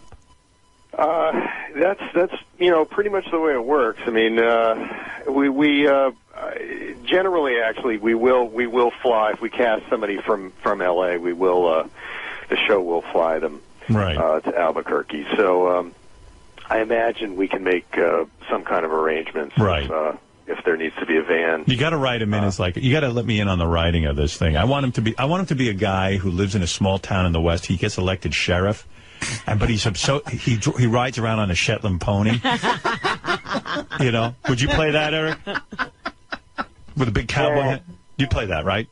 That sounds ridiculous. Oh. No, it's what's ridiculous about it? Any way to work that in, John, where he's on a Shetland pony and he has a 10-gallon hat on? We have plenty of horses in New Mexico. Right. So yeah. we could make it work.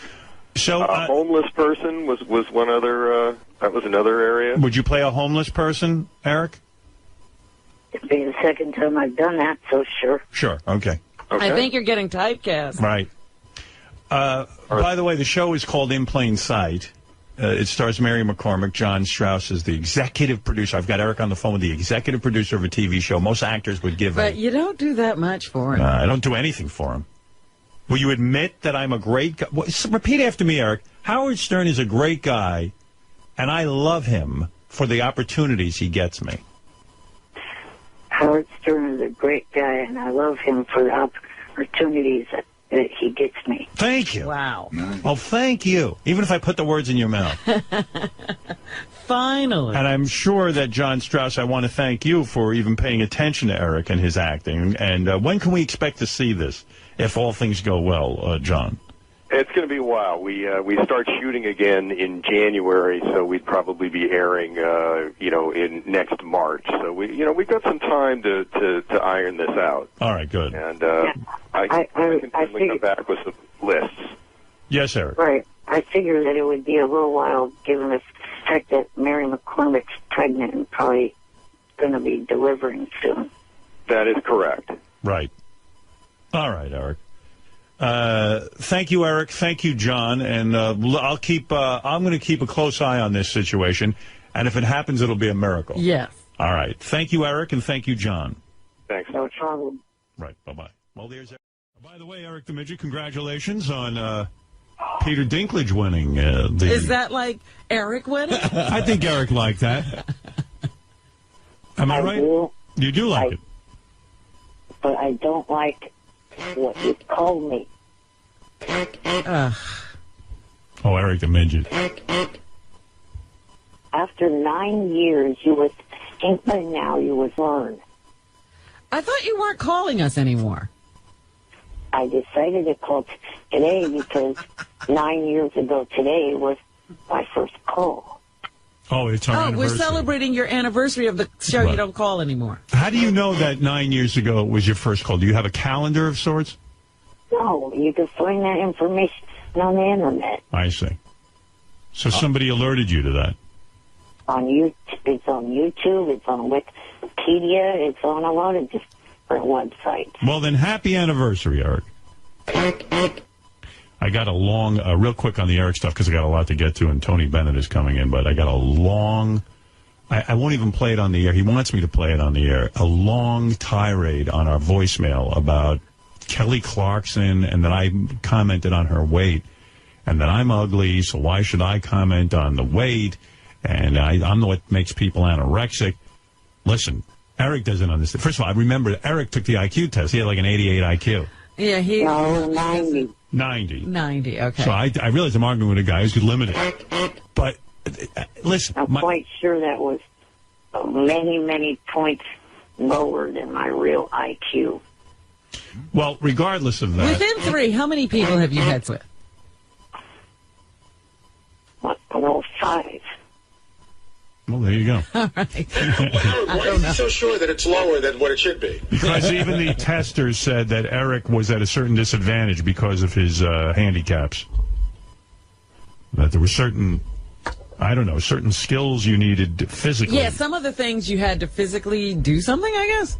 Or it's hard to fill in with a pencil, the little dots. Well, he also didn't... This is a live test, and there were some blocks and stuff you had to move around. Is that what it was, Eric? Well, that was one of them. I was doing pretty good on that till a certain point. Yeah. Anyway, Eric, congratulations. But Eric, what he didn't understand is I said this girl has turned into someone who appears, even in her appearance, not to care about show business. That, yes, a heavyset girl can make it in show business. It's not all about looks. But it would help. When you're a teeny bopper kind of appeal, you're supposed to have a certain look in show business. It helps. She appears not to care about her appearance. But I don't think her appearance has anything to do with what's happening to her now. No, it isn't. The hits are not coming. She decided to run her own career, and she ran it right into the ground. She's got a CD coming out in about a month or 2. Yeah. Well, let's hope that's the comeback. But Eric left a 2-part voicemail berating me about Kelly Clarkson. Eric, I got to move along because I'm running slow, but good to hear from you, and happy Congratulations on your anniversary. Right. Thank you. Right. All right. Happy anniversary! Happy anniversary! Happy anniversary! Happy anniversary! Right.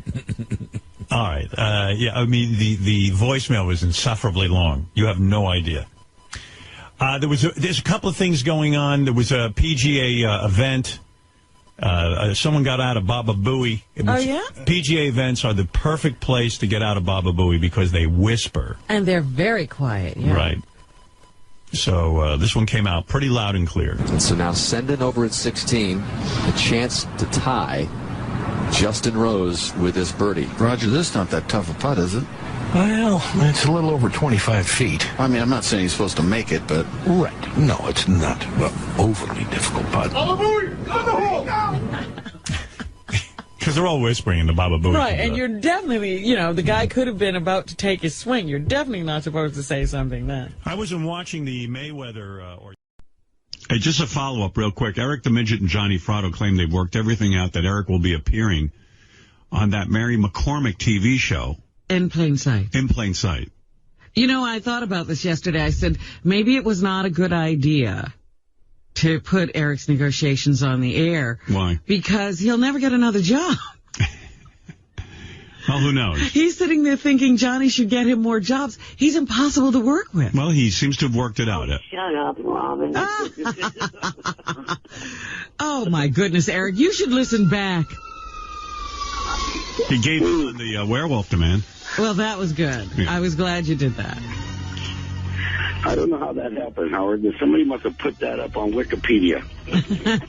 Johnny, I'm a little angry with you because I had to step in and perform your job. And now here you call in triumph. Right. Here, listen. And Eric knows this.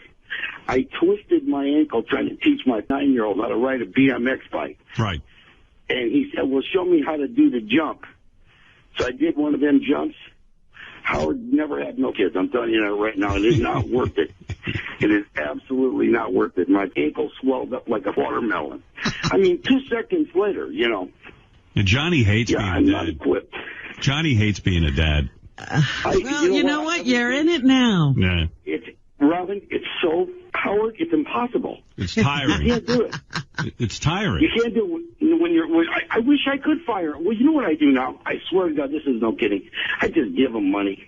Right. I'm giving in. They can have whatever they want. They leave me alone. And let them watch TV and just, you know. Oh, hey, whatever pops in, go ahead. Whatever they want to do. Movies, video games. You don't even know what they're doing. I mean, Johnny's like... well, what are you going to do when they get older and they're unhealthy? I said, when they're older and unhealthy, I'll be anyway, so it don't matter. Well, Johnny was like in my situation, you know. He already married had... a young woman. He had older kids.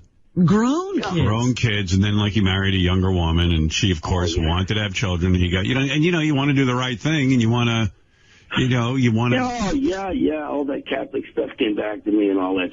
Right, and so oh boy, I'd like to go smack that priest who taught me that too. Yeah, because the priest is not dealing with this. And Johnny had like 2 little kids now. How old are they? 9 and what? They're 9 and 3. They're 3. Oh, I mean, now the 9. My 3-year-old is my 3.5-year-old grandson's uncle. Right. He's all fucked up over here. And even like even having a 9-year-old and a 3-year-old your first time around, that's too big an age spread. You know? Right. Oh my God. So he's like starting all over again, and then starting all over again, and then starting all over again, and he's my daughter, age. My daughter wants to get I have to give attention to the grandkids. Right. So she doesn't want to see no partial attention to the kids over the grid. It's real tough. Yeah, I mean, and he's my age. What are you, 57? Yeah.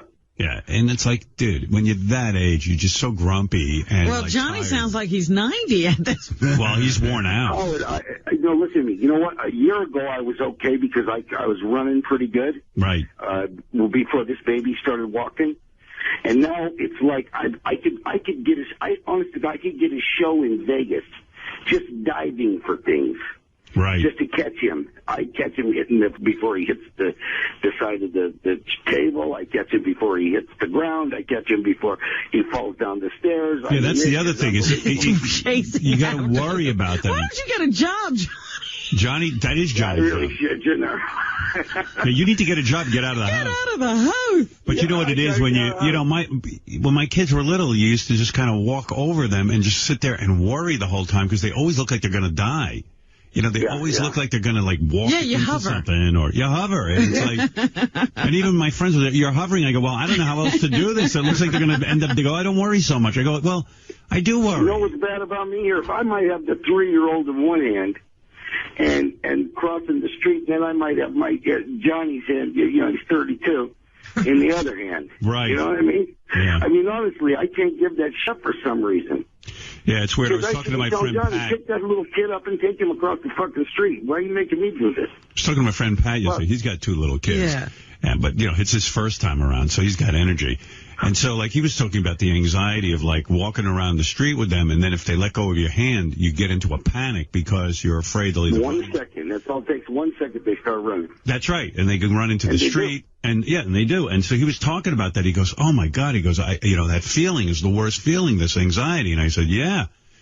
It's too emotional. It's too difficult. It's like constant worrying and everything. And it's Howard, I live in a penthouse where I look over a park. There's a park. Right. And in that park, there's a stairway that I can see where the entrance of the stairway is, and I can see the stairs going down. They're very, very, very deep stairs. And a lot of the times you have these nannies, they're like Mexican nannies, are watching these kids.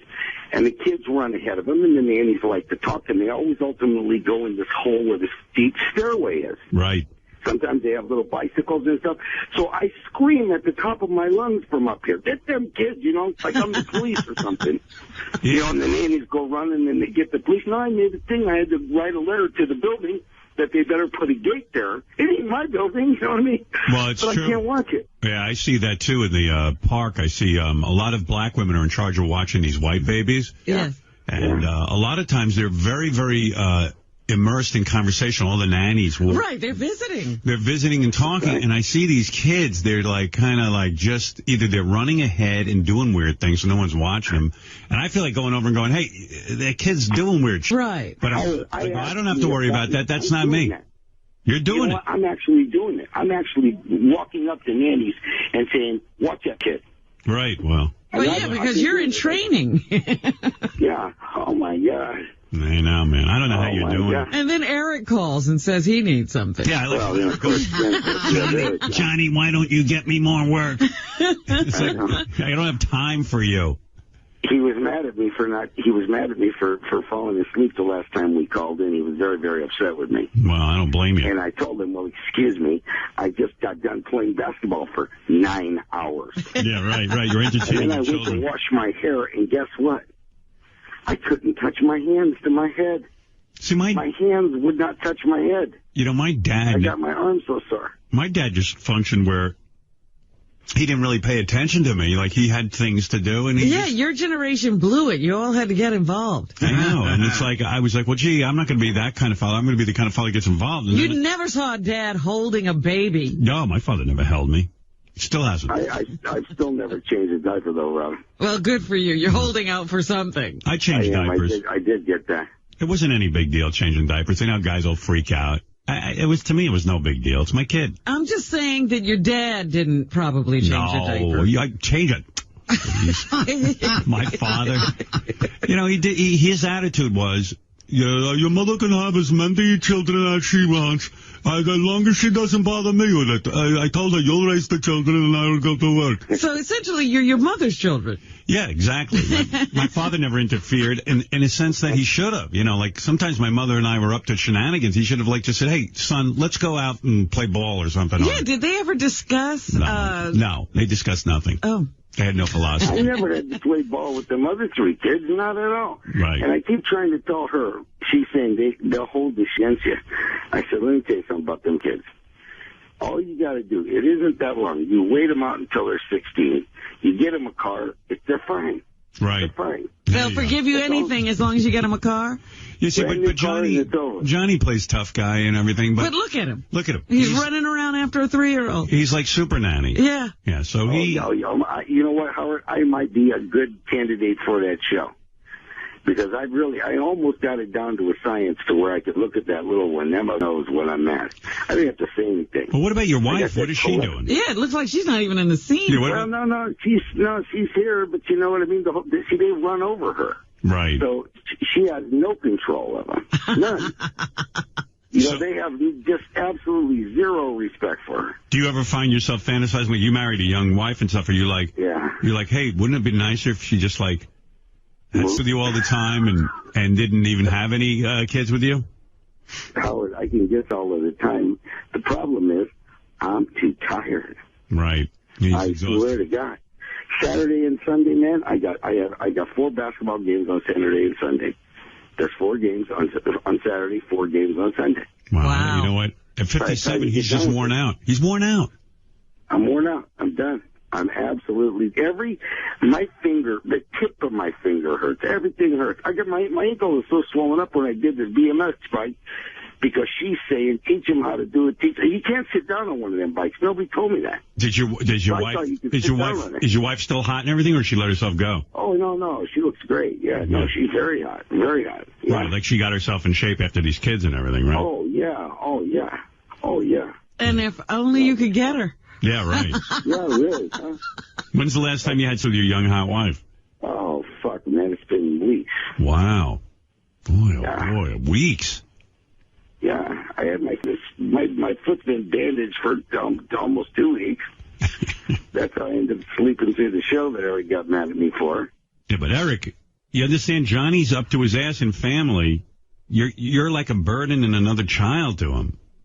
Eric told me point blank, I spend too much time with my kids. I'm not giving him enough time. Wow. Did you say that, Eric? He told me that point blank. I don't recall saying that. Of course you don't. He's still a gangster. That's like something my dad would say. I don't recall. Right before, did your dad end up in prison? How did he end up? Yeah, that's it. Right before he went to prison. He went. I don't recall. I don't recall, Your Honor. Yeah. Oh man. Yeah. Do you have any idea how many people you think your father killed? Probably he didn't claim to kill anybody. Right. If I read the newspapers properly, there were about 9. Wow. And he probably ordered a lot of hits. Yeah, those are only the 9 they knew about. Right. Yeah. Well, I know that, because he came up with Al Capone and he came up during all that Murder Incorporated, kind of like what you see. My dad would have, in other words, if they would have named every name in, Boardwalk Empire, my dad would have definitely been one of those names, because he was one of the guys that if you wanted to get into Lexington Hotel to see Al Capone, he was one of the first people you had to talk to get up those stairs. Wow. Was Al Capone as big a dummy as they make him out in Boardwalk Empire? My dad said he was an absolute brilliant genius. Really? He said he was a brilliant genius. Wow. Because they make Al Capone seem like an idiot. Like in a Boardwalk goofball. Empire. Yeah. Well, I think that any time that they do Italians, they make all of us goofballs. Even our actors, Sylvester Stallone and John Travolta, have done a great job of making us seem like unintelligent people. Yeah. Or low-end type of people. They don't talk about the smart ones. Or Al Capone made more money in 1 year than anyone ever has. I think that's in the Guinness Book of World Records. Wow. So he couldn't have been too dumb. Right. Yeah, because they paint him to be. And like get all those people to work for him, yeah. Do you love Boardwalk Empire? I love Boardwalk Empire. I think they did a great job. I'm almost afraid to say something. Why? Now Ralph will come back and say it's a terrible show. No, he loves it too. No, I love that show. That was one incredible finale. How old are you when you realized what your dad did for a living? I knew really young because I could read really young, and I always heard everybody talking. I saw pistols and things like that, and so I knew when I came into it, Howard. It was more in the late 50s and the 60s. So the gangsters, they didn't look like Boardwalk Empire, but it looked like Casino, or it looked like right. Goodfellas. They had that kind of a feel. When I watch Goodfellas or Casino, I get the total feel off of it. Yeah. But I knew my dad was important because of the places we went and how people treated him. And money always came to our house. Right. The only time money left our house is if it was the police, Right, man. Would come and pick up their money, and they came 2 times a week. Yeah, Johnny's dad was like one of the bosses. Yeah, one of in the Midwest. The boss of boss. He was a boss out of Chicago that had the territory of Iowa and Milwaukee for a little while, and then they put him in Omaha, Nebraska. It's really weird how they divvy up the states. Yeah, it's really weird how organized Well, it was crime. not New York didn't do that. Chicago did that, and that's why Chicago has always been the strongest of them all. You know what I mean? Because it was very, very organized, and they had people in every state, and all those people in every state were doing other things, like politically fixing. Omaha, Nebraska. A lot of people don't know. Omaha, Nebraska was the very first money that went into Las Vegas way before Bugsy Siegel. Well, you have Omaha families right now that are rich from the beginning. Like local wise guys would give your dad money, like they have to pay him, and then who would your dad pay? Like he'd have to pay My dad would have to pay Tony Accardo. Right, and what was his title?